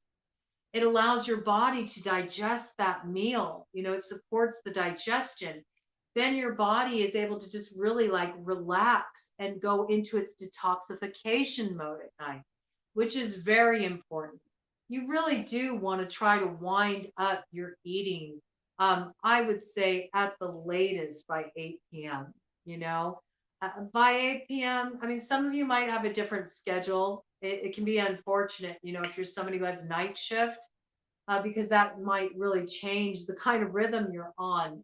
But whatever your schedule is before your bedtime, you want to create some space, at least like, 3 to 4 hours space in between when you're going bed at night and your last meal. And if it is possible for you to wrap up dinner by 8 p.m. at the latest, that's good, because there's a timing. Unfortunately, the society we live in doesn't have respect for the natural timing of things, right? The natural flow, the natural circadian rhythm. So often people will have these late night jobs and things of this nature that throws off their natural rhythms. And it's a frustrating element because the digestive organs in the evening, they need to rest. They shouldn't be digesting food. That's when the digestive organs go through their rhythm of detoxification, and they start doing all the work that they're doing in the day. Okay. So when that's inhibited and when it's disrupted by late night eating or eating a lot of heavy kind of like fun foods at night, like snacking and munching on chips in front of the TV because I deserve it. I deserve to sit here with this big bowl of popcorn and sit in front of the TV and, unwind. I worked hard all day. And yeah, by all means, all things in balance. There's nothing wrong with that, right? We looked at that. We looked at that in the nutrition portion of the CAFA course, which, by the way, if you want that CAFA course and you're just tuning in for this, you don't know what I'm talking about, you can get it for free, absolutely free, no sales pitch, no upsell, no strings attached, at cobrasmedicinebag.com. It's right there on the home page. Look for the beautiful butterfly with the little write-up about the course. Underneath, you'll see a button that says free access. Hit it and you're good to go. You're into the course, okay? And it's all laid out there for you. So my gift to you. There's this piece about really being aware that when we do these things, and nothing's wrong in balance. You know what I'm saying? Moderation is the way. And what's most balancing for Pitta is moderation. And it is the hardest thing for Pitta to do. And you can see it too, right? You can see it in the fire signs, Aries, Leo, Sagittarius. They're not moderate people, right? Fire signs don't do anything half-assed, do they? They're like in it to win it. They're on, like, they turn it up to 11 at all times. So moderation is the order of the day. It's very difficult to be in that in between space, which is why going for walks at those times can be so helpful. But you know, if you enjoy doing that, and you're going to do that, there's going to be times you're going to go out to the movies, you're going to want the red vines, you're going to want some buttered popcorn, you're going to want a soda. There's nothing wrong with that. But if it's a habitual thing, if it's a nightly thing, if it's a nightly ritual because I deserve it, and yet it's not really helping you out in terms of your health, then it's out of balance. You know, then it's an excess, then it's a vice, which we know that's one of the issues, the vices. And also alcohol, you know, alcohol is very pro-inflammatory. It's very exacerbating for pitta. And again, you know, a glass of wine now and then, you know, going out, enjoying the evening, having a cocktail now and then. There's nothing wrong with anything in moderation. But if we look at it this way, you know, where it's out of balance and it's causing a problem, you know, and if you're thinking to yourself in this moment, as I'm talking about this, I wonder if I'm out of balance with that, you might be. Okay. And you might want to look through the cage test, the cage assessment test, to see if maybe you might want to look at is your enjoyment of alcohol taking on another purpose? Is it becoming a way to disconnect from your experience? Or are you using it as a coping mechanism? Are you using it as a way to numb out or otherwise distract yourself? Okay. You know, so do look at that list. It's cage. I don't remember every acronym. It's something. I know the E is eye opener. Mm, mm, mm, C. I don't remember. I don't remember. Okay. So I'll review it too. Maybe I'll provide a link to it. I'll pin it in the comments. That each letter stands for something. That kind of gives you a clue if you're using it out of balance, if alcohol is becoming something that you're developing a dependency with. Okay, it is coming up, King of Cups, and it's really striking me on that level, alcohol, and it is very pro-inflammatory. Also, alcohol really has a serious effect on the liver. We're doing liver cleansing right now with this kapha cleanse. Okay, so I feel like it's speaking of this very strongly. I also feel like it's overdoing the coffee is coming in as well with that. Okay. So we need to create a pathway to release this excess inflammatory, which not only involves kind of pulling back, you know, on some of this inflammatory activity, pulling back on some of these vices and not justifying it with, well, I work really hard, I deserve it. And instead thinking of other ways that you can reward yourself for your hard work that can be every bit of as enjoyable and not as inflammatory as these things. Okay, you can still go out and enjoy a meal out, but how about, you know, going out for some sushi, you know, or how about exploring, you know, a vegetarian restaurant, or looking at a different type of cuisine, you know, going in and getting some Indian food, getting some Middle Eastern food, right? Getting Ethiopian food. It's delicious, okay? A lot of good, you know, digestive enzyme spices in Ethiopian food. Oh, it's so good. And the teff bread, it's yummy, delicious, you know? Expand your palate, you know?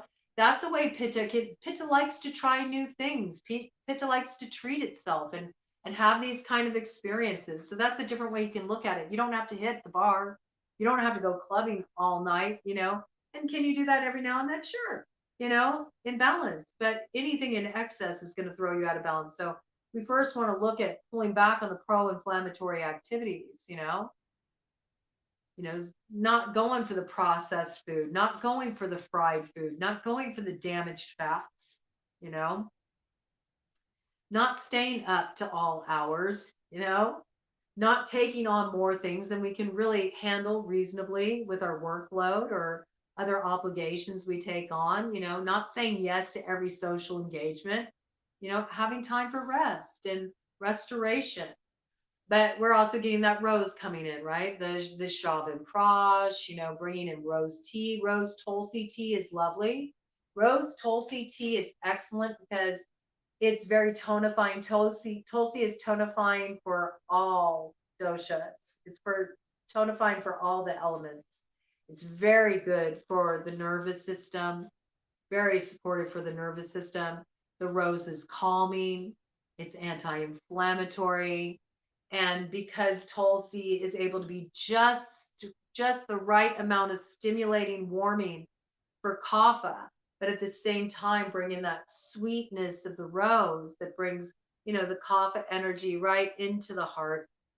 It's very balancing for all. So this is like a preemptive step. We do want to look at adaptogens are very important when you're in this place where you're burned out. Okay. When we're in vata pushing pitta, we need adaptogens. The adrenal glands need nourishment. Okay.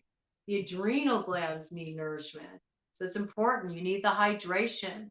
You need the good salts coming in, not table salt, you know, not table salt, good quality sea salt, and not putting it in a metal container, not putting it in a metal pan, salting your food when it's on your plate, so you don't destroy the integrity of those electrolytes. So you really can get in the potassium and the magnesium, the minerals that are there, the iodine, all of that is so important. Okay. Really keeping that hydration up. Also, what's very helpful for pitta and to stimulate digestion, if you got, your digestive fires out, you want to make it as easy as possible for your body to digest the foods you're eating. So think more wet, warm, cooked foods as opposed to raw is awful. I'm sorry, but if you're in a place where you're dehydrated, depleted, burned out, low digestive fire, raw is awful. It is. I'm sorry, it just is. It's not balancing for the body. Sometimes raw is great. If you're super like congested, kapha, it can be helpful. But, not when the roof is on fire. And yeah, we need the water. We don't want this mother effer to burn. You know what I'm saying? So it's like we need to be mindful of this, okay? So things like soups and stews and saucy casseroles and dals and smoothies. You can start to bring smoothies in because sweet taste, getting in those enzymes from fruit is very beneficial. It's really great for the digestion. And what fruits do we have available to us right now? Well, we got blueberries are out there. You got the berries out there. You got some apples are out there right now. You've got some Granny Smiths out there. Okay. So look at your area. What's the local fruit that's available? Bring that in for some fruit smoothies. It can be so beneficial, and fruit smoothies are easy for your body to digest. You know, this is helpful. Now, does that mean you have to eat all foods that are like that? No, but like include more of these foods because it gives your digestion a break.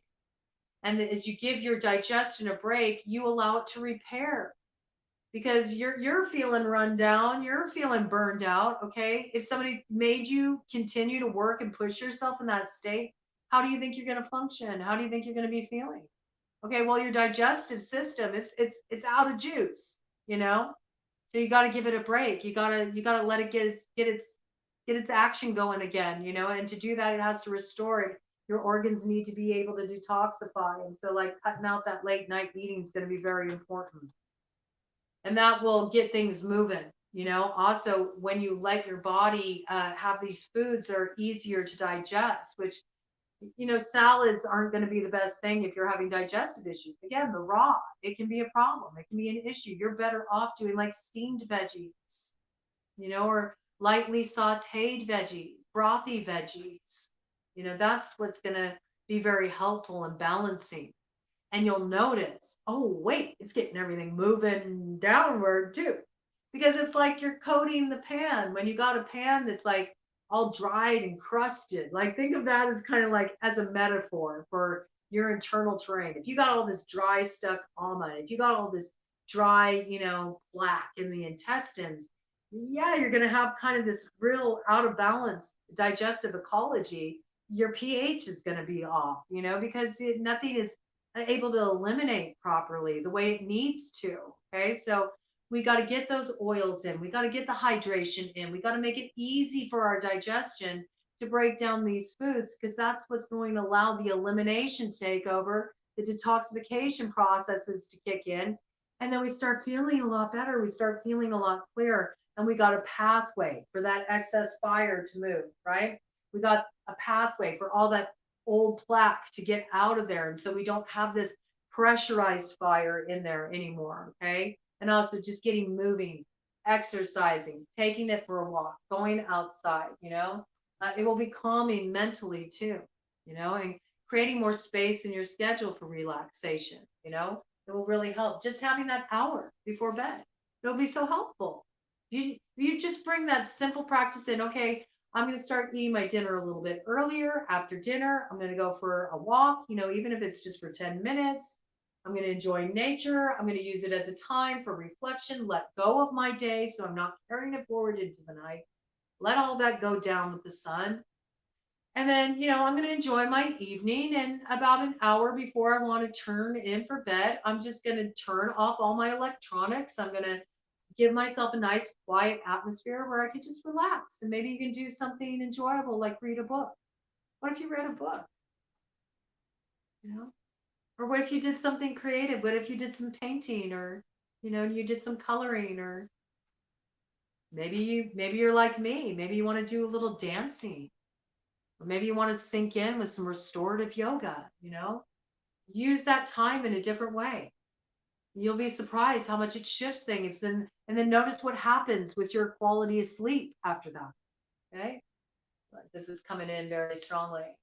So much there. I'm like, what more could possibly be said about this? Ask anything else we got going on here? Anything else we got going on here that we should be aware of? Any action that we need to take in this regard? I was going to do an angel card for each, but then these called. I guess it's kind of funny. It's sort of like it's a wild card to read for a reason. Got to just flow with the energy as it wants to come in.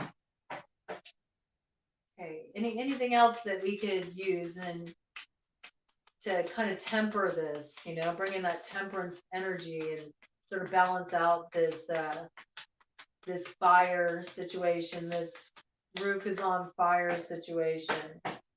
I feel like we're just at this point. If we don't address this, if we don't create, we're not quite there at this problem yet. We're not quite there yet, but we're getting real close to it. If we don't create avenue to move this excess fire, and let's look at it. I want to look at it globally, okay? If we don't, get out of this polarization, this push-pull, which is very fire quality, and we don't get on the same page with each other to create an avenue to move forward, this thing is going to blow, okay? And it's going to start to push into kapha, and that's when Earth is in crisis, okay? And that's when we're in this, shadow card just popped out, so it'll be interesting to see what that is.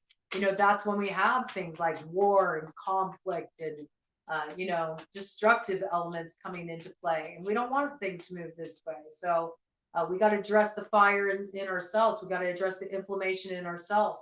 And we do this physically because why? What do we learn? We are the altar. We are the one that directs the energy, that speaks things into existence, and that brings things into being through our will, through our actions. Okay. So we got to address it first inside. It does have an effect. Can you imagine? I want you to just take a minute. I want you to think about that. What if every single person on the entire face of the earth employed just this one simple practice that we're talking about? Do you think that would affect the energy in the collective consciousness? Do you think it would affect the functioning of the world if everybody was like, you know what, I'm not going to take on more than I really can reasonably handle, And I am going to make time for reflection at night. I'm going to fill my cup at night. I'm going to allow myself to rest deeply, to restore, to renew. I'm going to be in harmony with nature. I'm going to eat the seasonal foods, you know? I'm going to give my body a little bit of support. I'm going to get out for some walks, get in touch with nature. I'm going to start, doing what I need to do to manage my stress better. Health is wealth. Everything we want to call into being, this high quality of life we want to live, this alignment of the Four of Wands, that place of celebration, gratitude, appreciation, and just really being in harmony with life and feeling full of life. It all starts here at the most simple, fundamental level through how these elements are expressing within you. And it makes a difference. It makes a difference.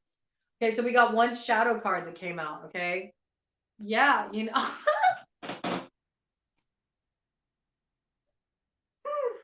Oh, it's like the wealth card. This is what came out of health as well. I mean, I think that's what it's telling us.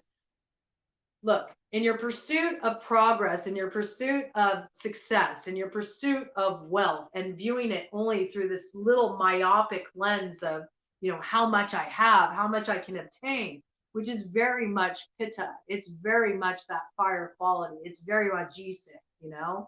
And there's a lot of that energy here in the States, okay? All over the world. There's this greed, there's this, desire for more progress, competitiveness, this kind of energy. Okay. But it's saying we're operating in the shadow with this. We need to remember health is the foundation of true wealth. Because when we're in a place of true wealth, it's not just about material success, is it?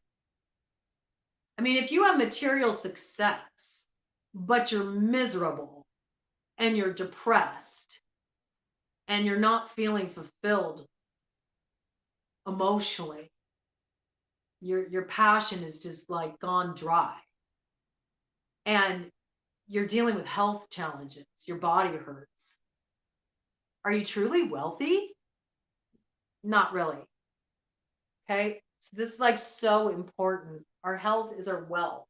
And I think that pretty much says it all. We need to bring attention to our physical health. And one of the best ways we can manage our health is to be aware of our pro-inflammatory risk factors and how we are managing our stress, because stress is pro-inflammatory. So we're really being asked to just include some very simple, basic practices. And I don't care how small you have to start, even if it's just like, I'm so busy and stressed and just run ragged at this point, I can't even think of making time to do any of that. You can make, 15 minutes a day for yourself to end your day. And you can absolutely turn off, your electronics and stuff an hour before you go to bed and try to eat a little bit earlier. You absolutely can. There's no reason why you can't. And it's so important to understand that this is a very worthwhile investment. It's important. We need to bring care and attention to this. It's so, so necessary. Okay. Which leads us to Kapha. We're looking at Earth sign collective and water sign collective. Okay. So bringing in Taurus, Virgo, Capricorn, bringing in Cancer, Pisces, Scorpio. Oh. Crossing influence. 8 of Swords. And I love the parallels that are coming in with that generational curse breaker session we had yesterday, because this came up. This came up for Water Sign Collective about, holding back, holding in. There was all this contracted posturing in all the cards that came up about not allowing the gifts that you have to bring forward to come forward, that it's actually like part of the problem of why there isn't this abundance, or this isn't this rewarding existence that you're wanting to have, because we're not actually putting our time and energy investing in the things that truly will fulfill us and that truly align us with our purpose. And the more we can start, taking that, we have to remember time is a currency. Okay, let's carry it over from Pitta here. Okay, because right now we got Pitta is starting to push into Kapha now. We got to be aware of this. It's a problem. It's a problem. When pitta starts to build up too much, you got pro-inflammatory environment, and now you got this energy is starting to push into kapha. We got a real issue here. We got a real issue here because this is when we can develop things like autoimmune issues, where the body's immune system starts attacking itself. Why? I'll give you a prime example of a case of that. A prime example of a case of that that's related directly to pitta would be leaky gut. You develop too acidic of an environment because first, before you, people always say, how can I be acidic? How can I have leaky gut if my fire is gone? That doesn't make sense. I thought I was overly acidic. Don't I have too much fire? Well, at one point, things became too hot and inflamed, and it got to the point where they built up to such an extent that you started to develop ama. Ama came in to cool everything down. That's what ama does. It provides like this mucosa coating that calms and soothes the inflammation. Okay, it's to try to address the excess acidity. And then what happened when that happened? Well, now you got this damp quality in the gut. It's starting to put out the digestive fire. This slows down the transit of your food. Your food is now sitting in your gut. It is not moving properly out of your digestive system with proper elimination as it needs to. This causes an overly acidic digestive ecology. Next thing you know, gone are your healthy flora, gone are the probiotics you need for proper functioning. Now you got this excess acidity in the stomach. The stomach starts to develop a permeability. It's like there's this like netting around the stomach lining, right? And so it's as it starts to get eroded. And this also happens in the intestines, okay, in the form of diverticulitis. It's the same trip. It's the same thing. You start to get these little spaces in the netting, okay? And these little spaces allow food particles to get out into the bloodstream. Okay, this is significant because your biology doesn't know, oh, that's just a food particle that's out in my bloodstream. I don't need to worry about that. And in fact, no, the biology knows this is a serious issue because there's something foreign in my bloodstream and this does not belong here. And right away, we know that something's wrong in the digestive tract, okay? And the digestion is the seat of our health. But what happens? Okay, now we got a problem because kapha takes over. Kapha rules over the immune system and the lymphatic system. So now you get this spike, you get this hyperimmune response where you get an autoimmune response where you have the immune system is now attacking the body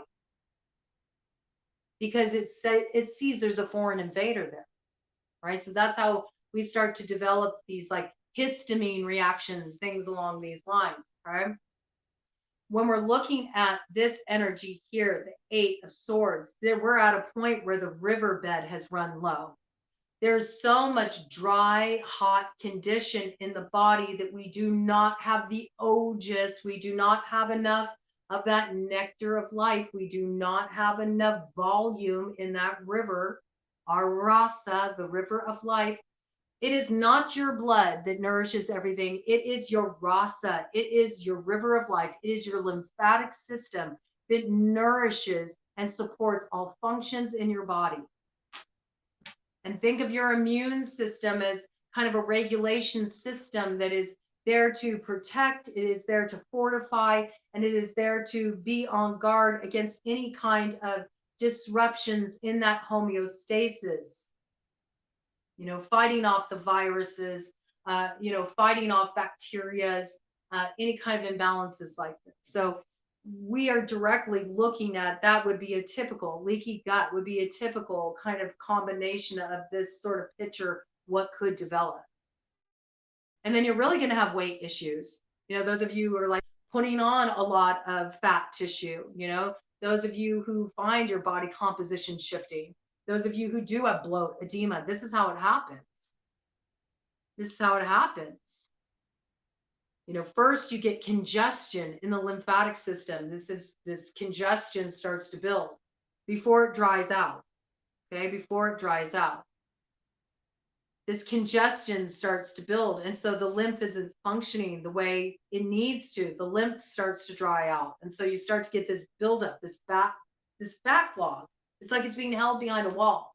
It's being held back, right? That came, the story of this and how it's reflecting spiritually, okay, really played out, you know, in our read yesterday. It's the same thing. There's that water being held back behind a wall.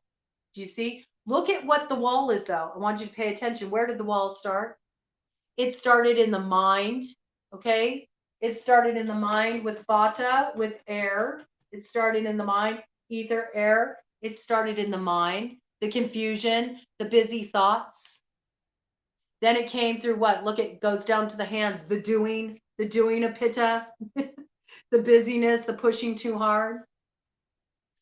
It's held back by this wall of dry. The lymph starts to dry out. The riverbed starts to run low. You start to get congestion because now the lymph is not functioning properly. It can't do what it needs to do. There's not enough hydration. And there's all this inflammation. And now the immune system is freaking out. You're having histamine reactions. You're getting stuff like inflamed skin, inflamed dry skin. You're getting rashes. You're getting hives. You're getting, you know, these kinds of responses. You're getting hay fever. You know, all this stuff can come in. Allergy reactions, allergic reactions, even all kinds of like food sensitivities can start to develop. Okay, this is, I'm trying to give you a picture here.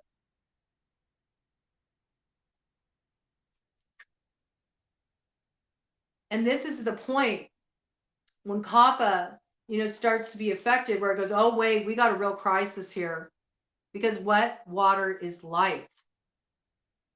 Water is life. You know, you got to look at the blood more as like it gets, you know, it's like it's a filtration system. Okay, it's a filtration system, but your lymph is a nourishment system. And without that, you're in a lot of trouble. You can't live very long without water. You cannot go very long without water. You won't make it. Okay. So this is viewed as a crisis situation, right? And this is where we're right about to head into this with this 8 of Swords. This is at the point where Kapha is saying, I cannot do what I normally do, and I'm being held back from my proper functioning. I am now beginning to accumulate ama. I'm beginning to accumulate in the body. And this is a serious issue. This is a real crisis. And that's why the accumulation happens, because Kapha goes, oh my gosh, there's too much inflammation going on here. I got foreign invaders going on in the body. My immune system's on hyper overdrive. I'm really dried out. I'm depleted. I need to accumulate. I need to put this out. And it builds and it builds and it builds and it builds and it goes in and it blocks the action of Vata. This is a big problem. We don't want it to go to this place. It's so necessary right now. Put these steps in place, because once you get to a kapha blocks are hard to move. Some of you right now, those of you who have dealt with a really long period of feeling very fatigued, maybe you feel like you deal with chronic fatigue syndrome. Maybe you have a lot of kind of like mysterious illnesses that maybe you've gone to the doctor before and they're like, oh, it's just all in your mind. But you're like, no, it's not. It's not all in my mind. It's actually all in my body. Like, I'm feeling this. Don't tell me I'm not feeling what I'm feeling. It feels like all your juice is gone. Like you feel so drained and so tired. And it feels like you got congestion even in your brain. Like you kind of got like, you feel almost swimmy headed. You know what I'm saying? Like you got a lot of cloudiness in the thinking. You can also be in a place where beyond the lethargy and just feeling really tired. And it starts to get to this point where your limbs can become so heavy, you almost feel like you're walking through quicksand. You know, everything just drags. And you can also start to feel very depressed. You know, so the low energy comes in, the depression comes in, and then you get all these mysterious illnesses. Why? Because the immune system is being activated and it's going into overdrive. And it has to stop the action of Vata. The depletion needs to be addressed. That's the root. If the depletion is not addressed, then Kapha is going to build up to such a point, it's going to block the action of Vata. And this is a serious problem because Vata leads all the other doshas. Ether, air leads the entire process. And this is why we don't see anything manifest in our life. This is why we end up in a place where we have a roadblock. We don't have a way through. We don't have a way forward in our lives. We feel like everything is stuck. Nothing's happening. When am I going to get to the other side of this difficult experience? Looking at it from a practical level, it's just your day-to-day life experience. This is when our manifestations won't happen. This is also when we feel like we don't have the answers, okay? We don't have we can't even think straight, okay? It's just, we got no inspiration coming in. We have no guidance coming in, okay? Looking at it as this template. But physically, our physical processes can't function because Vata leads all the doshas. So if its action's blocked, we got a big problem. The health is really going to take a nosedive and decline. So you know you got a Kapha block. I'm sorry, not a Kapha block. You know you got a Vata, Kapha blocking Vata situation going on. If you've been dealing with a long period of fatigue, weight gain, okay, having difficulty losing weight, no matter what you do, you can't seem to like change your body composition, exhaustion, depression, heaviness, a general heavy emotions, heavy thoughts, okay, heavy physical quality. And if you're developing a lot of congestion in the body, if you're getting sick all the time, okay, you know that you've got Kapha blocking Vata. And so it's very important that in working with the cleansing that we did and everything we're doing now, you really want to focus on these points because we have to address the chain of manifestation. We can't ignore it. We can't just go, well, I want to make Kapha move, so I'm going to just keep cleansing and I'm going to keep doing dry brushing and I'm going to keep doing, all this kind of stripping. No, stop. Stop. This is why people can't cleanse all the time. And this is why we do have such a problem with obesity, okay? This is why so many people do have a struggle with this stuff because they're always doing these things to their bodies in an effort to chase that status of the pitta, over exercising, pushing themselves too hard, following all these crazy diets, eating all these stripping foods, taking all this detoxification. It's good. I'm detoxing. No, you are working against yourself. But you'll never hear that. You'll never hear it in the supplement industry. You'll never hear that. They don't want you to know that. And don't get it twisted. The health and fitness industry makes every bit as much money as, the pharmaceutical industry. It's a big racket. They don't want you to know that there's things that you can do to naturally come into a state of balance. You had the keys to the kingdom all along. You had the answers inside of you all along.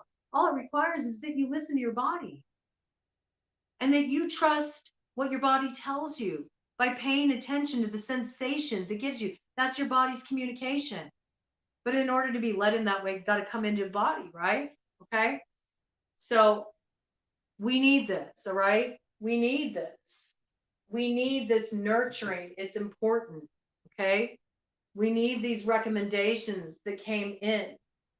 We need to not push too hard.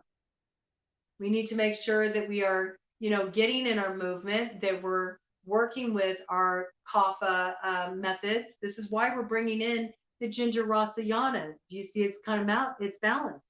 That ginger rasayana is tridoshic, so it holds everything in balance. It gives Kapha what it needs, the stimulation of the ginger, okay? And it gives Pitta what it needs with that ginger and also the building that comes in from the brown sugar and that molasses, okay? Provides that iron, Also, the iron is supportive for the immune system. It's building, all right? And it's also pacifying for vata. So this is about, you got to not be too strict. You got to remember that also there's a necessity to hold all things in balance. Don't do things to extremes. So those people that I know, there were some people that were asking about, can I keep cleansing? Can I keep taking the switchel? Can I? This is why you don't want to do that. This is why we want to focus more on doing that building, with the ginger Raciana, the 10-day ginger treatment, bringing in the chais, things of this nature, because this is also supportive of the detoxification process.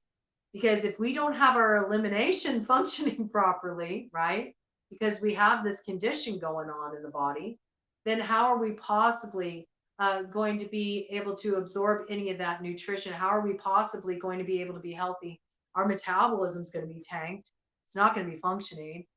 If you got a kapha blocking vata condition, you're in serious need of metabolic rehab, and it starts with your nutrition. And you also don't hear that a lot. You know, people always focus on things like calorie counting and this and that.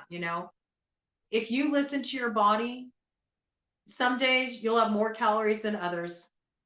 And calories are, it's fudgy. Anyway, you can you only get a ballpark, figure with that anyway. If you get in touch with your body and you really listen to your body, if when you think of eating, if the first thought you have when you think of food, if you take a moment and you put both of those hands, let the avenue hold the space, for the feeling that's coming up, put that on your belly, put that on your navel, and close your eyes for a moment and tune in and ask yourself, okay, I know I was thinking about food, but am I actually hungry? Am I really hungry? Listen to what your body tells you. If you're not hungry, you don't need to eat. And most people don't eat according to their hunger. And that's an important piece, because if you eat and you're not hungry and you already don't have digestive fire, it's like you're throwing, a wet log on a sputtering flame when you're eating food, and you're killing your digestive system. You're just tanking it, and that's when you'll get a lot of weight gain. And that's why there's people, that will say, I don't get it. I'm exercising. I'm doing all the things. I'm watching what I'm eating. I'm eating really healthy food. I'm not eating junk food. I'm not doing any of these things. And they get so depressed and they feel so upset because they can't release the weight, and they just feel so burdened about it. And it's depressing and it causes all kinds of issues. And I'm bringing this in specifically now because this comes up for kapha a lot, okay? Comes up for kapha a lot. And we live in a society that, where people want to micromanage other people's bodies and other people's health. And, that's a personal responsibility. Our bodies are our business.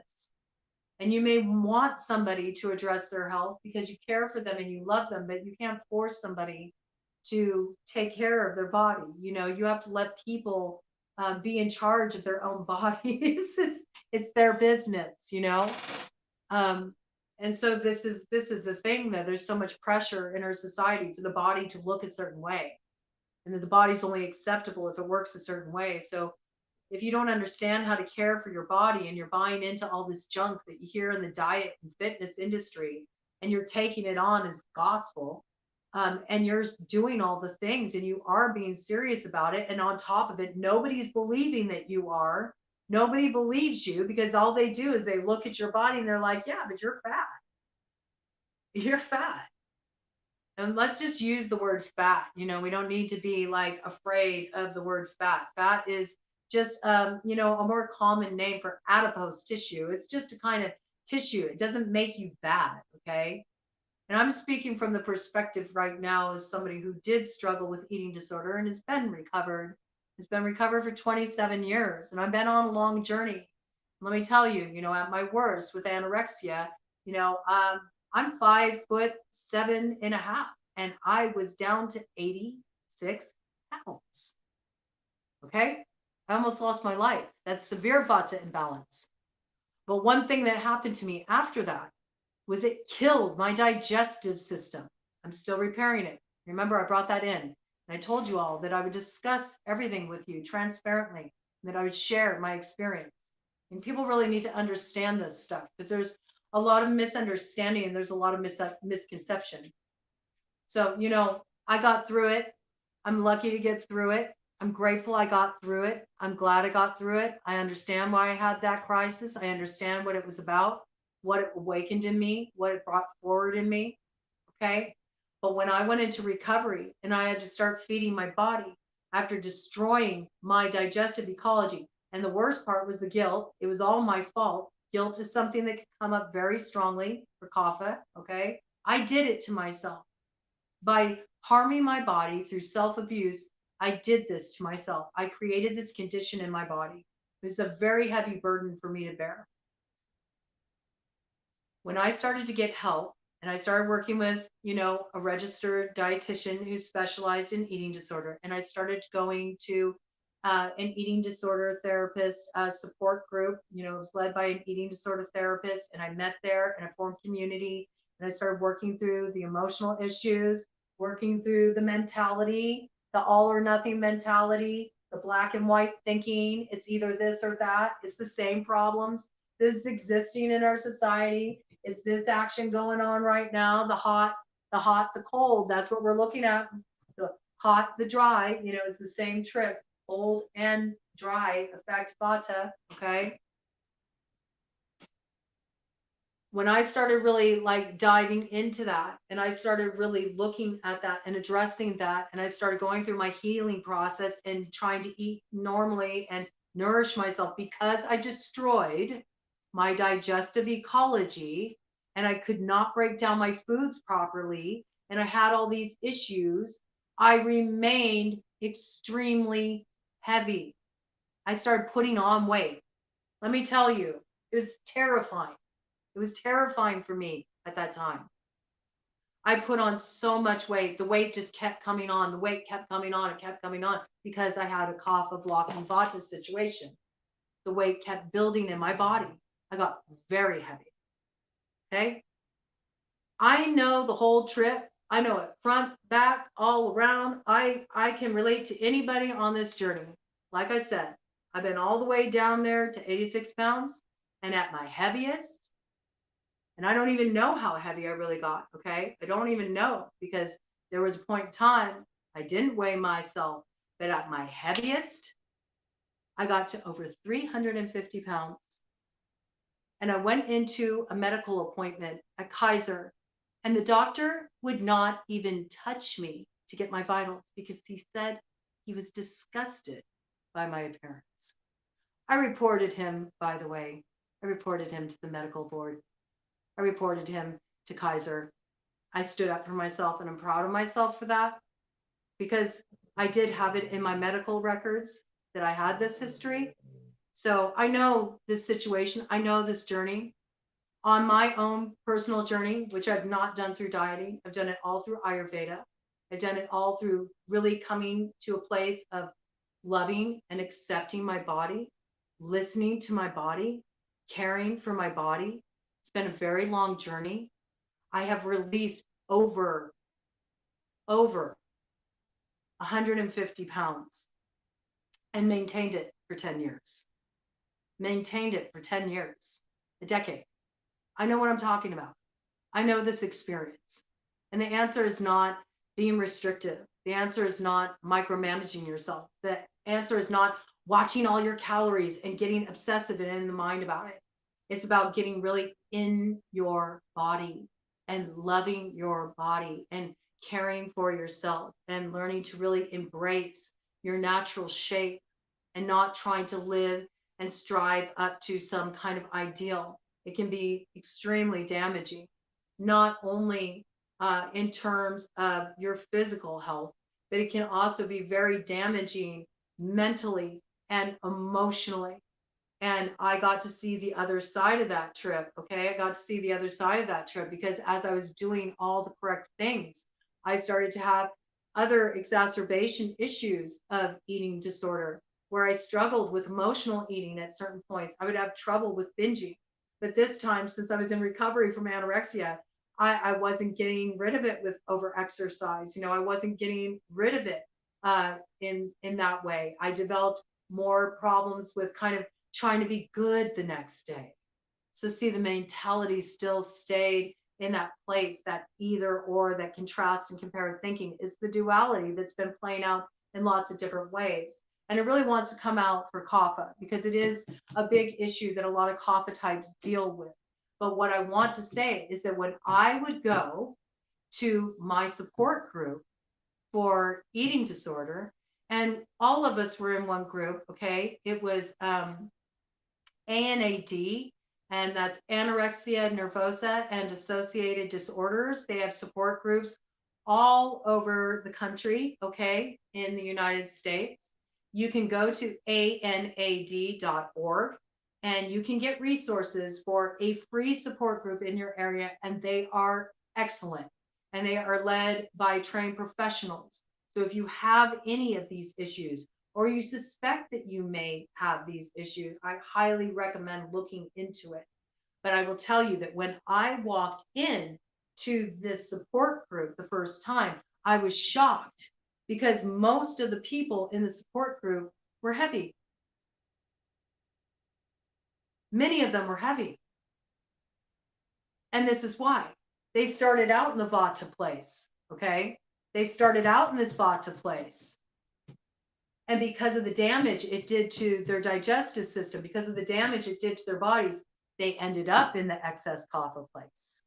So this is very important to understand that the key to finding the balance, we all have that happy place where our body naturally feels its best. And you know what? Your happy place for your body, it might not look like a fashion runway model's body. But guess what? Most of those people don't have that natural body type either. Let's just get real. It's the same with the Hollywood body types, okay? Most of the Hollywood bodies you see, they are restricting, they are following very regimented diets, they are over exercising, and they also got the help of all those technological resources we have now, like Photoshop and filters and body tune, okay? It's all smoke and mirrors, and none of it is about getting real. And so I feel like this piece that's coming in is there's a real need, especially in Western culture, but where we've seen Western culture infiltrate, we have seen this same trend take place. A great example of that is in India, the whole Bollywood scene. Okay. That's like westernized influence going over there. And now all of a sudden there's the same kind of like diet mentality. There's only one kind of beauty. There's, it's taking over there now. It's an issue. Okay. Your body, your natural body, it's so important to love and embrace your natural body. And it's about health, and it's about vitality, and it's about radiance. And as you start to listen to your body and you eat when you're hungry and you respect what it's telling you, and I'm going to the feeling here, because when we're looking at feeling, it's all about kapha, okay? So this is about really listening to your body, listening to what it's telling you through the sensations you experience when you tune in, and noticing what it's telling you and acting on its directive, because your body knows best. And the more you really come to love and appreciate your body like that, then the more that you're going to find your body coming into balance. And when it comes into balance, it's not going to be temporary. It's going to be permanent. It's going to be permanent. And you don't need to weigh and measure your food. You don't need to count every calorie. Okay. You don't need to avoid all carbs. Or only eat, an all meat diet, or only eat, all vegetarian. Your body will tell you what it needs.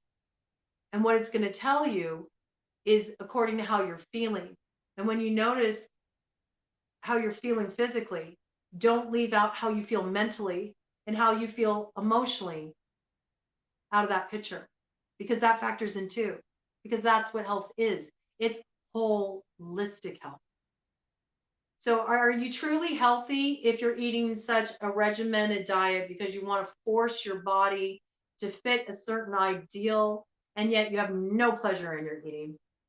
And you're constantly turning down social engagements with your friends because you're like, well, I don't want to go because they're going to be eating that food and I'm going to have to order a salad or whatever. You know what I'm saying? Where's your pleasure? Where's your enjoyment?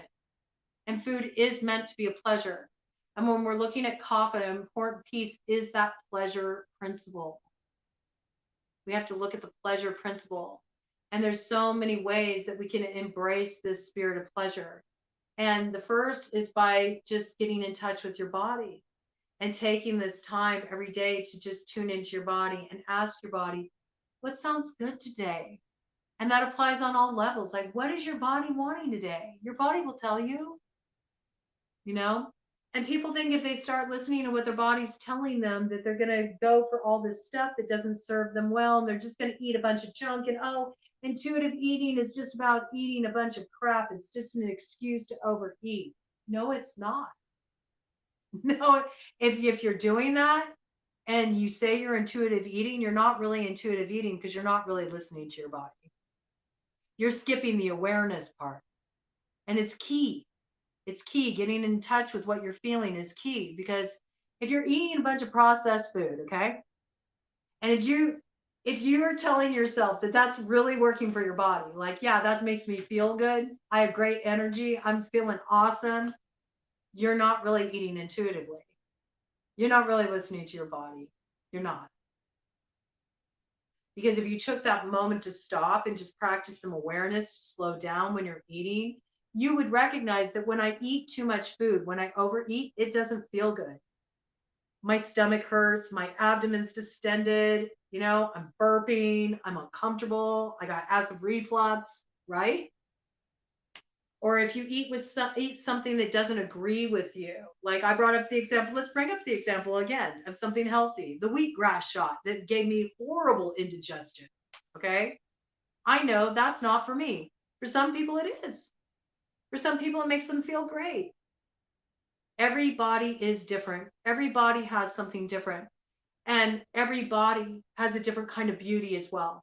And as soon as we stop micromanaging how other people's bodies need to look, and as soon as we stop putting an ideal on it, and as soon as we start letting people just kind of let them be in charge of their own body, it's their business, and we focus on our own bodies, the sooner we can all come into a place where we can just simply be and be in our bodies in a place where we really feel empowered in our bodies, where we're really in our own skin and we enjoy our bodies as they are. And the health naturally results, because the more you listen to your body will tell you it's brilliant. Hello, look at evolution. Look at how we have come to be. Like, your body is brilliant. Your physiology, your biology, it knows exactly what you need. It knows the type of movement you need and when you need it and how much food you need and what kind of foods are going to best support you. And you'll know which foods are best for you. You'll know which foods give you health and vitality. Why? You'll feel the ojas from them. And that is that essence, that nectar of life that is kapha.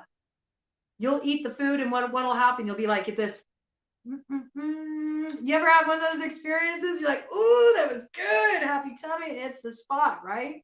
We've all done that happy dance when we're eating something. We're really enjoying it and it's feeling really good in our body and we got really good energy from it. It's delicious. And can that sometimes be a piece of chocolate cake? Yeah, sometimes it is. But if it was chocolate cake every day, would it continue to be that experience? Absolutely not. Okay. So it's about really listening to your body and giving your body the best quality too. If you want that piece of chocolate cake, make it the best damn piece of chocolate cake you can find. And don't eat it distracted in front of the television. Like, sit with it, enjoy it, let yourself have that pleasure. Kapha, has been so vilified really in Western culture because they've equated it with being fat, which it's not. That's kapha imbalance. It's not kapha balanced. Okay. So kapha really needs to get used to allowing pleasure, receiving pleasure, and also the pleasure of self-care, getting things moving. Kapha also needs motivation, okay? Kapha needs stirring. But this is very important and it's very key when we're looking at moving a kapha block. You cannot just address the kapha. You have to address vata simultaneously. So make sure that as you're working with moving kapha, you're also including some healthy fats, some healthy monounsaturated fats, or that you're working with a little bit of ghee. Make sure that you're also, doing some oilination, giving yourself some self massage. Make sure that you're getting some adaptogens in. The Siberian ginseng, any of the ginsengs are wonderful. Ashwagandha is also a wonderful adaptogen. Ashwagandha with shatavari can be very balancing. It's like it also brings in the unctuous, hydrating kind of quality, and it's cooling at the same time. It can bring down the inflammation. Again, with these things, okay, with ginseng, with ashwagandha, with shatavari, I want you to look to your medical care provider to make sure it's right for you. I'm just sharing information. It's up to you to be wise in the application of this information and to work with your healthcare practitioner, especially if you are on medications or you're dealing with any kind of pre-existing health condition. This is essential. This is essential, okay? By and large, in most applications, you're going to find it relatively safe, okay? But there are some things to be aware of. So you do want to look into that. But that's some examples.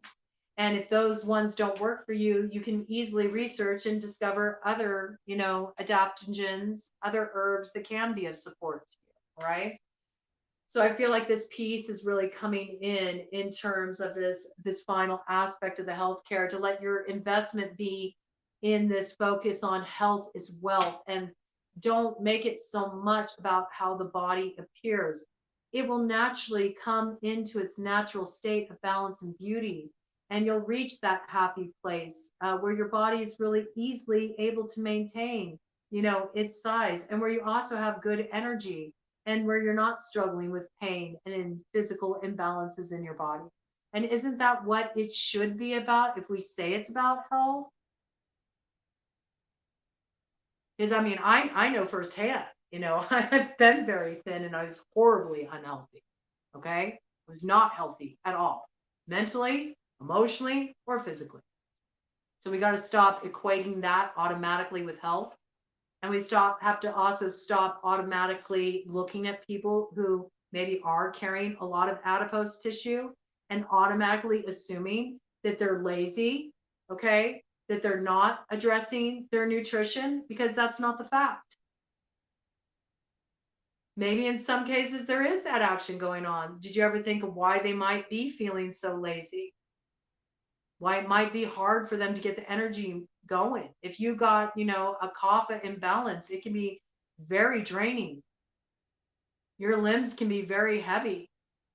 And with the inflammation already in place, you work out, you get a little movement in, and your body can really hurt.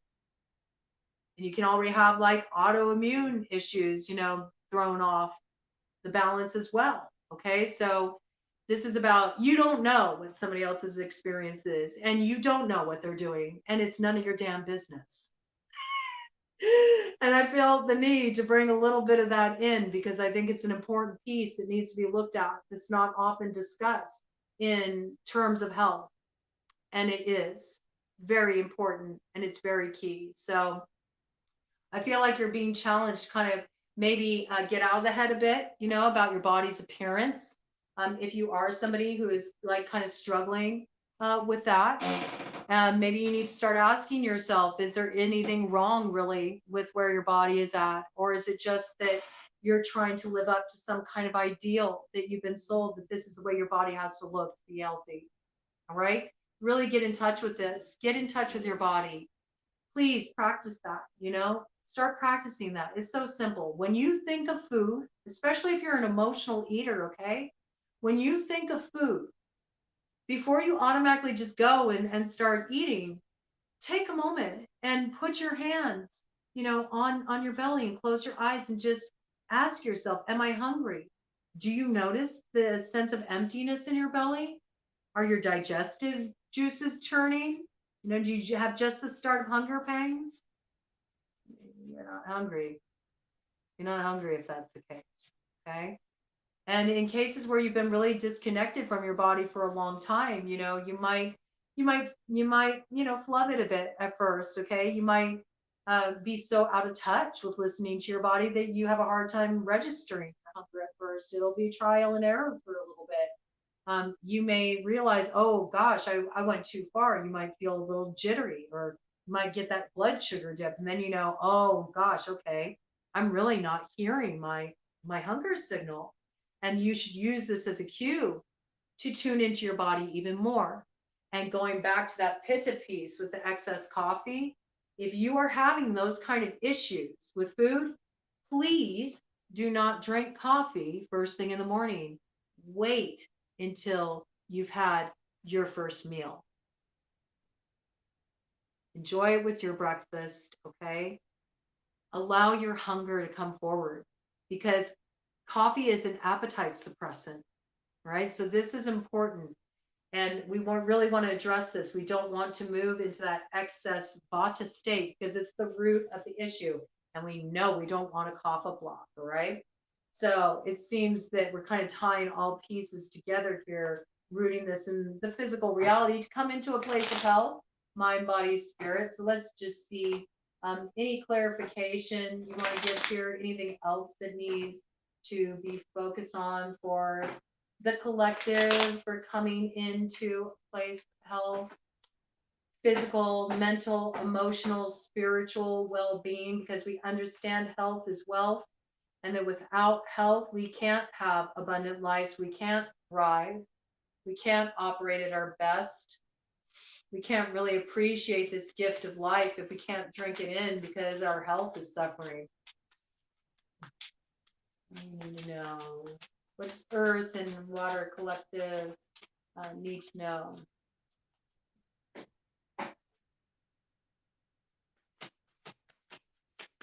What can they do? What are they being asked to focus on? Okay, coming up in the light. I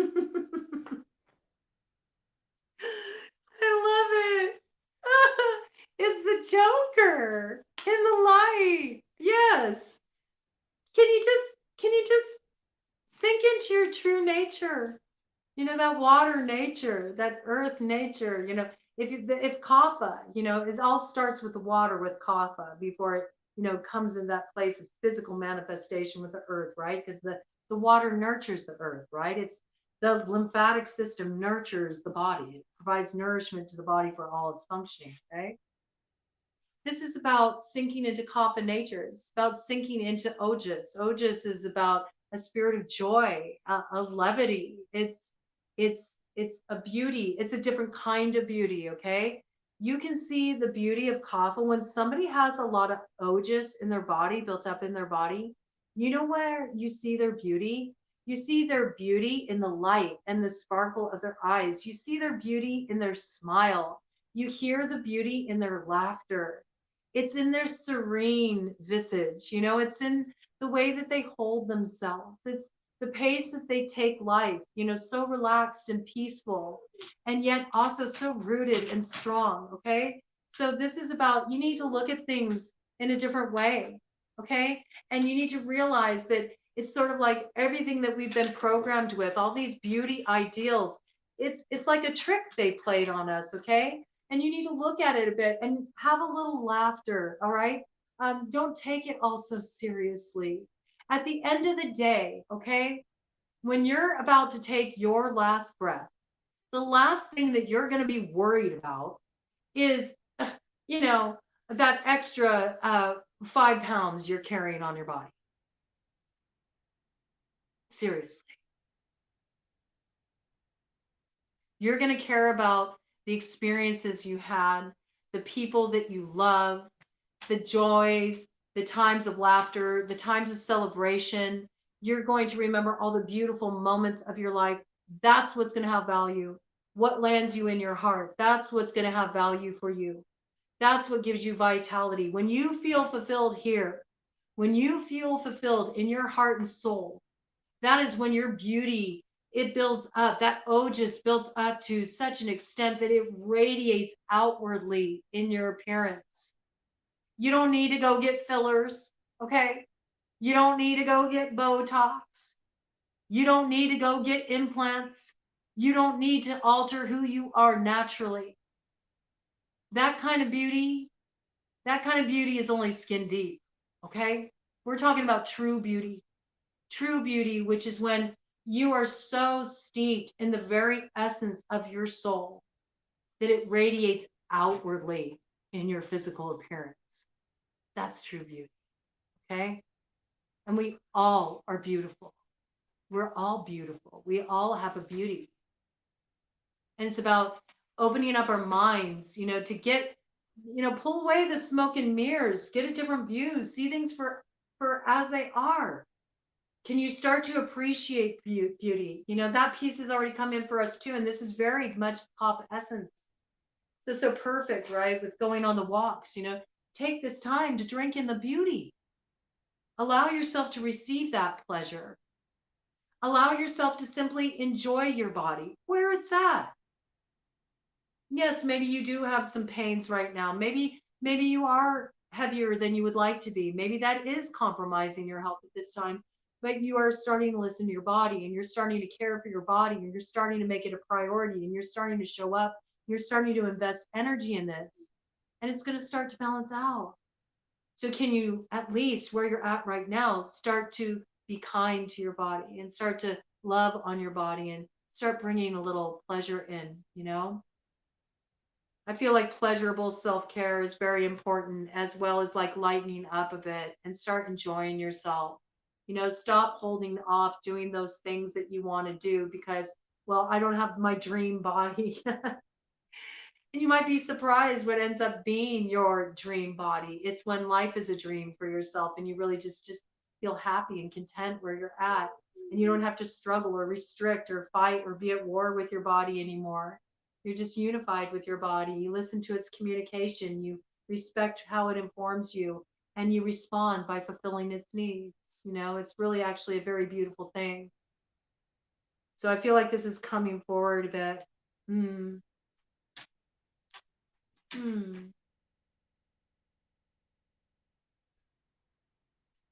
That guilt piece, throat chakra, that guilt piece is something that came up, as needing to be addressed in the collective in the read we did yesterday. And we know with this process, one step builds upon the next. So I think it would be really lovely as a spiritual assignment, as a declaration of reclaiming the wisdom of your body and your appreciation of your body and the gift of life, that you have a body to experience this life, would be to write a letter to your body apologizing for the ways that you haven't given it the care it deserves, and apologizing for the ways that you haven't listened to it, and apologizing for the ways that you have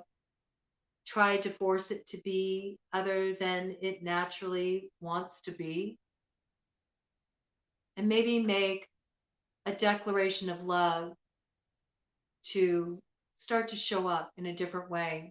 Maybe put this on your altar or somewhere where you can see it, and maybe remind yourself, maybe read it, and kind of really drink in the words and start looking at your body in a new way and start just enjoying where you're at now. There's no reason why you have to hold off enjoying the gift of your body, enjoying this gift of life, doing the things you want to do until you reach some goal. Wear clothes that you feel good in, and wear clothes that fit the body you're in now. Don't force yourself to have like goal clothes or things of this nature. Don't force your body to do exercise that isn't enjoyable. Do things that you actually derive pleasure from, and your body will let you know. And Will your body ever get to the point where maybe it does want some vigorous exercise? Hell yeah. That happened to me, just the other day. I knew that I had a lot of fire. I needed to move. I could feel the feelings come up. I was in touch with my body. My body was like, I need to blow off some steam. And I was just like, all right, I'm heading on over to Jane Kate Fitness, here on YouTube. And I'm going to let her give me a good old session. She'll give me a pathway for that fire to release. And I did it. And I felt so much better. And let me tell you, after I did that, I actually had a lot of emotional release too, because it got my lymph moving, it got the fire out of the way. So the emotions that were behind it were able to come forward. Okay. So I feel like this is really coming forward. Look at things in a new way. Just experiment with it. And maybe you're scared. Maybe you're scared to experiment. You experiment with it, for one meal. And just try it out for size. See what that's like. Listening to your body, giving it what it wants to eat. Paying attention to how it feels after.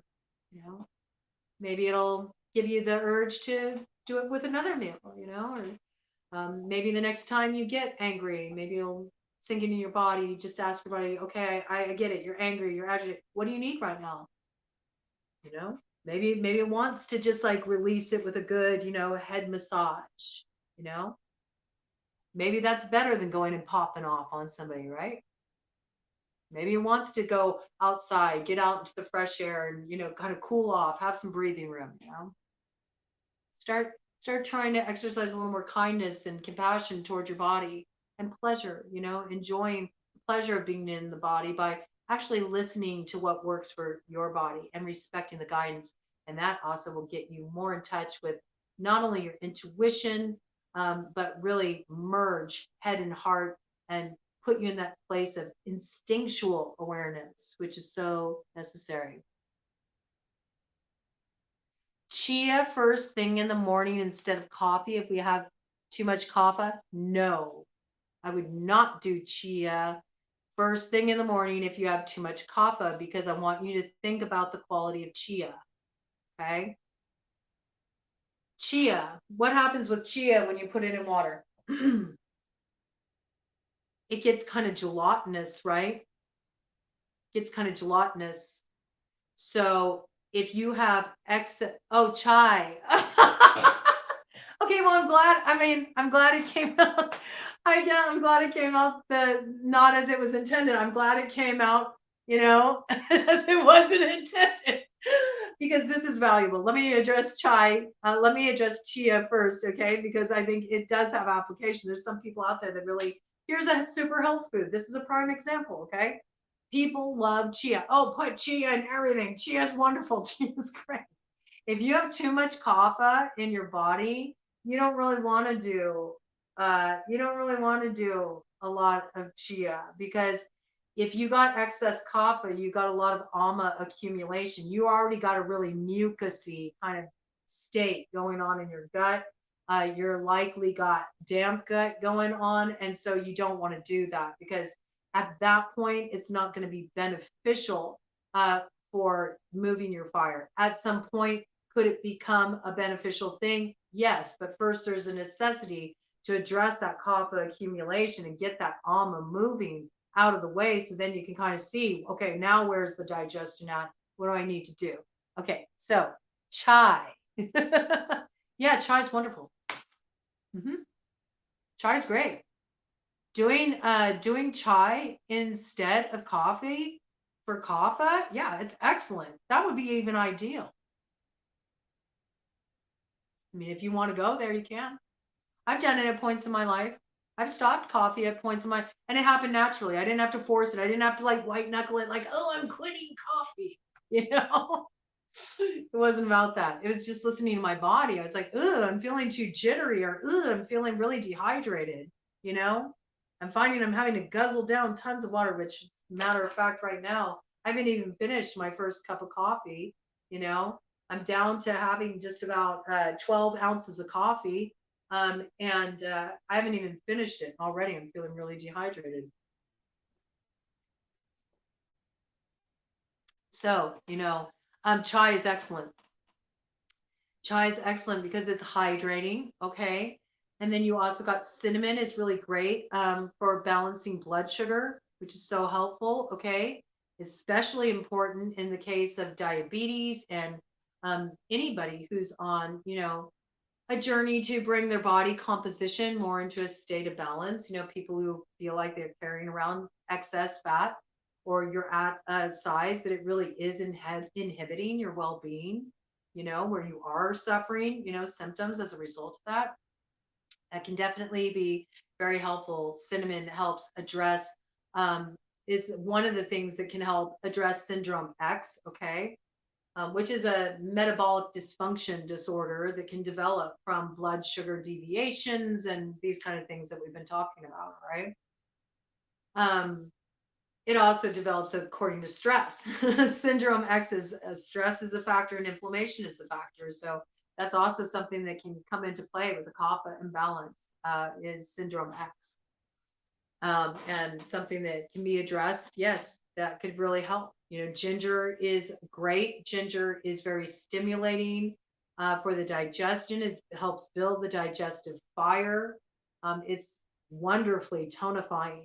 Ginger is probably the number one you go to, for bringing balance into many conditions. It's warming. It warms up vata when vata is cold, and yet it still has kind of a sweetness to it. In terms of pitta, it helps really like get the fire going. If the fire is snuffed out, it gets that digestive fire going. In terms of kapha, it's stimulating.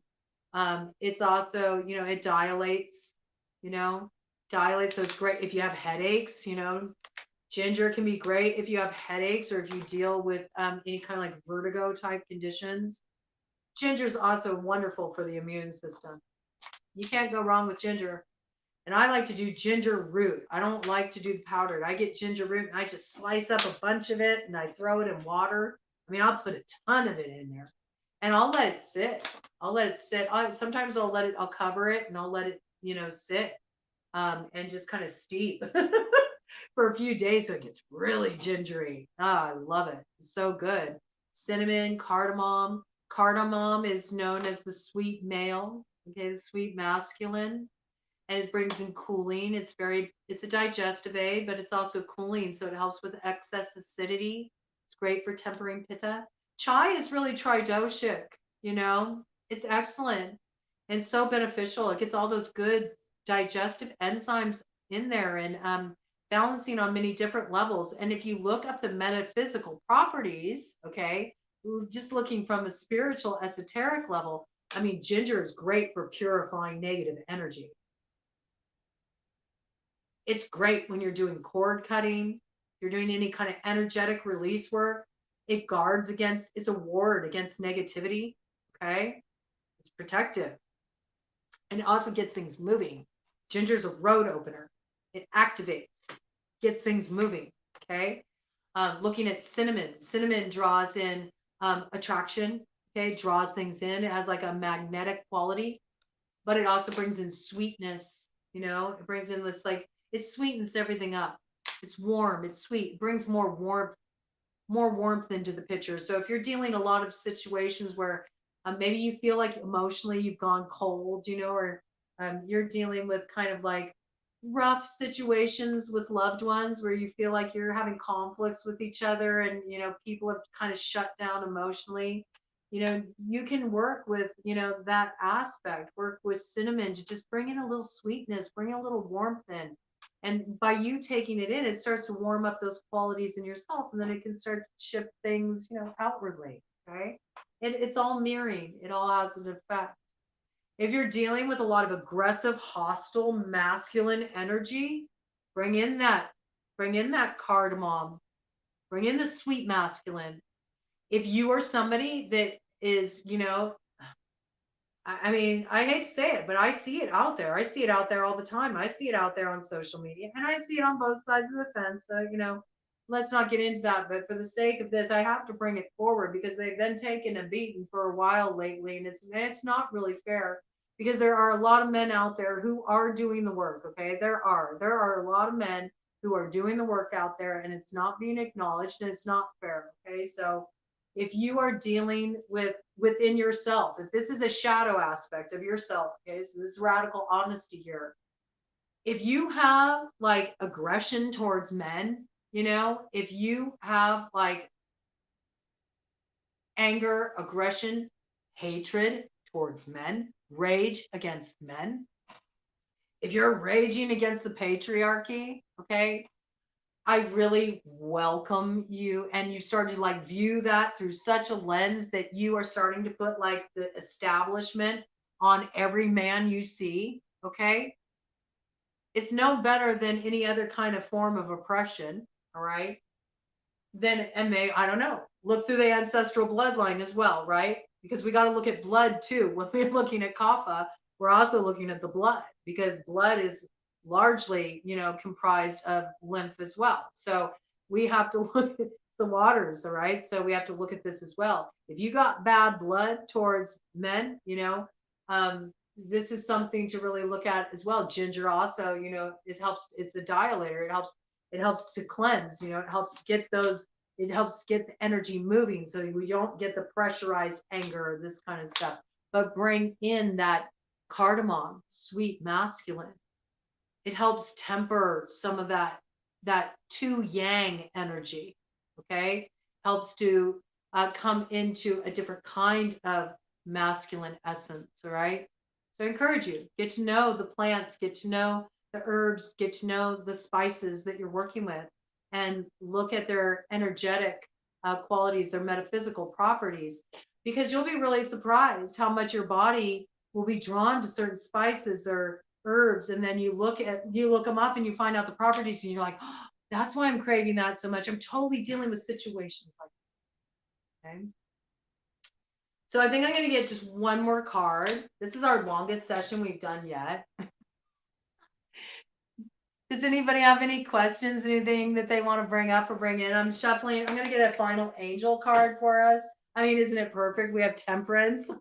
We're talking about moderation, balance, you know, letting you find your own center. So I love that that's on the bottom of the deck here, but I'm just going to get one takeaway message from the angels to see if they bring in, sometimes they bring in like specific like plants or, you know, stones or practices or guidance. So I'm going to just pull one of these angel cards for sort of a overarching theme for how we can really focus on this aspect of building health, and in terms of seeing that as building our wealth and how that can affect our quality of life, you know, affect our fulfillment in this life, and what it can lead to, how when we're really in this place of health and vitality, we have the energy to make important changes in our lives and, you know, really make some magic happen in this world. So just want to get just one card from the angels. And speaking of which, I know it's time for me to get going because I just have my digestive juices kick off.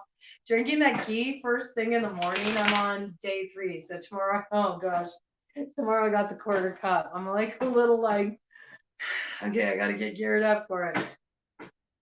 All right, let's see. Yeah, drinking that ghee, it does. It takes a while. That really lets me know that my Agni has been needing some stoking, because I drank that ghee a while ago and I'm just now starting to get set hunger when it's time for me to eat. So let's see. One final message, angels. Anything you really want to, anything you want to drive home for the collective in terms of this health is wealth message and the work to be done, because you all are going to carry this with you through the weekend. Our weekend here, BroadCoven, is Sunday and Monday. I take those days off to give back to myself, to replenish my cup, to sit with everything that came in. And I'll be back Tuesday with a live. So just something for you all to focus on over the next couple of days. Yeah, dry ginger can have too hot of a quality for the body, but sometimes it has its applications, you know. It just depends. If, you know, speaking of that pinda, the pindi that we brought in a couple lives ago, where I talked about getting the rice, you know, and making the little boluses to kind of do the tapotement and break up stuck areas of congestion in the body, which is amazing for kapha congestion, by the way. I have to say that mixing in with that rice, mixing in the dry ginger with the cinnamon, It's excellent for kapha. It'll get things moving. It is so good. It gets everything moving. So it does have its applications, you know, just depends on how you use it. I love it. This is a beautiful message to leave us with. Look at this. We have the Ace of Cups. Okay. We have the Ace of Cups. Nethael, God, the King of Heaven, rejuvenation, obtains the mercy of God and gives long life. I guess, you know, say, now, man, this is the key. If you follow these guidelines, you know, if you start incorporating these things into your life, you're going to feel a radical shift in your vitality and your health. And what will that build in your body but that ojas? And that ojas is that nectar of life. It is. And in fact, I often say this about ojas. And in fact, the final week's lesson in the Kapha Reset course has an Ace of Cups ritual. So it's so beautiful that this comes in. And don't jump ahead to the Ace of Cups ritual, okay? We're all going to bring that in together. We're going to build that energy together. It's really beautiful. And I might even do something special for that. We'll see. We'll see. I might even make like some kind of ASMR kind of video. And we might do a special ritual together around that. It could be really cool. I'll do it live style, ASMR live with some Reiki and, you know, some intention setting. And that might be something really beautiful. And it's also kind of traditional that we like to close out Panchakarma with some kind of ceremony. We'll often do like a homa fire, you know, it's like just symbolizing, you know, the purification and sort of rising up from the ashes of what was, bringing in that renewal energy. But this, if you want to know what ojas is, this is ojas. And they say that ojas is like this golden nectar, and it's this golden nectar that is the source of all life. It's that precious, it's like the sweet waters. I love how it keeps going back to the source. I love how it keeps going back to Oshun. Just saying. This is the perfect visualization when you want to think of ojas. It's that inexhaustible nourishment, you know, replenishment, those sweet waters. You're just filled to the brim with the sweet waters, feeling so like juicy and full of life and totally in the flow of life and in your joy, so much joy, it's overflowing. You know, this is ojas. And they say that ojas is so precious that you only got 4 drops of it, and those 4 drops live within the chambers of the heart. I mean, it's just the symbolism is so beautiful, and ojas is so precious, you know. And so I really feel like this is saying, you know, yes, please tend to your vessel. Really love on your vessel, appreciate your vessel, respect your vessel, start showing it some love, some compassion, some care, and move through these changes in a tempering way, with temperance. Don't be harsh on yourself. Don't punish yourself. You know, you're not here to do that. You're not here to suffer. How many times have we heard that? And when we're tapping into that water essence, we're tapping into spirituality. People think you have to suffer for your spiritual growth. No, you don't. No, you don't. No, you don't. That's another cosmic joke. No, you don't. No, you don't. You don't have to suffer for your growth. Your growth can be a joy. Your growth can be a pleasure. Let's flip the script on that, okay? So this is about, yes, this is ready to pour into you. If you follow what was outlined here today, you're going to really feel a rise in your vitality, a rise in your joy. And from that place, what happens? That water spills over, right? That water spills over. It nourishes earth and all things grow abundantly. All right. I think that's a wonderful, beautiful message. And I see nobody had anything they needed to bring in. Thank you for writing it out with me. We had a long one today, over 3 hours. Okay, so I will see you all on Tuesday. I wasn't sure how long I was going to drop in today. I think I'm going to keep it with this today. I did actually quite a few long, deep dive lives this week, quite a few of them, and so I feel like I just want to sit with everything that came in, drink it in, and I will be back on Tuesday with a live, and I'll also get back to that Spring Fever love series because I know people want that. Um, and yeah, we'll have some fun. Okay. Have a beautiful weekend. Thank you and take care.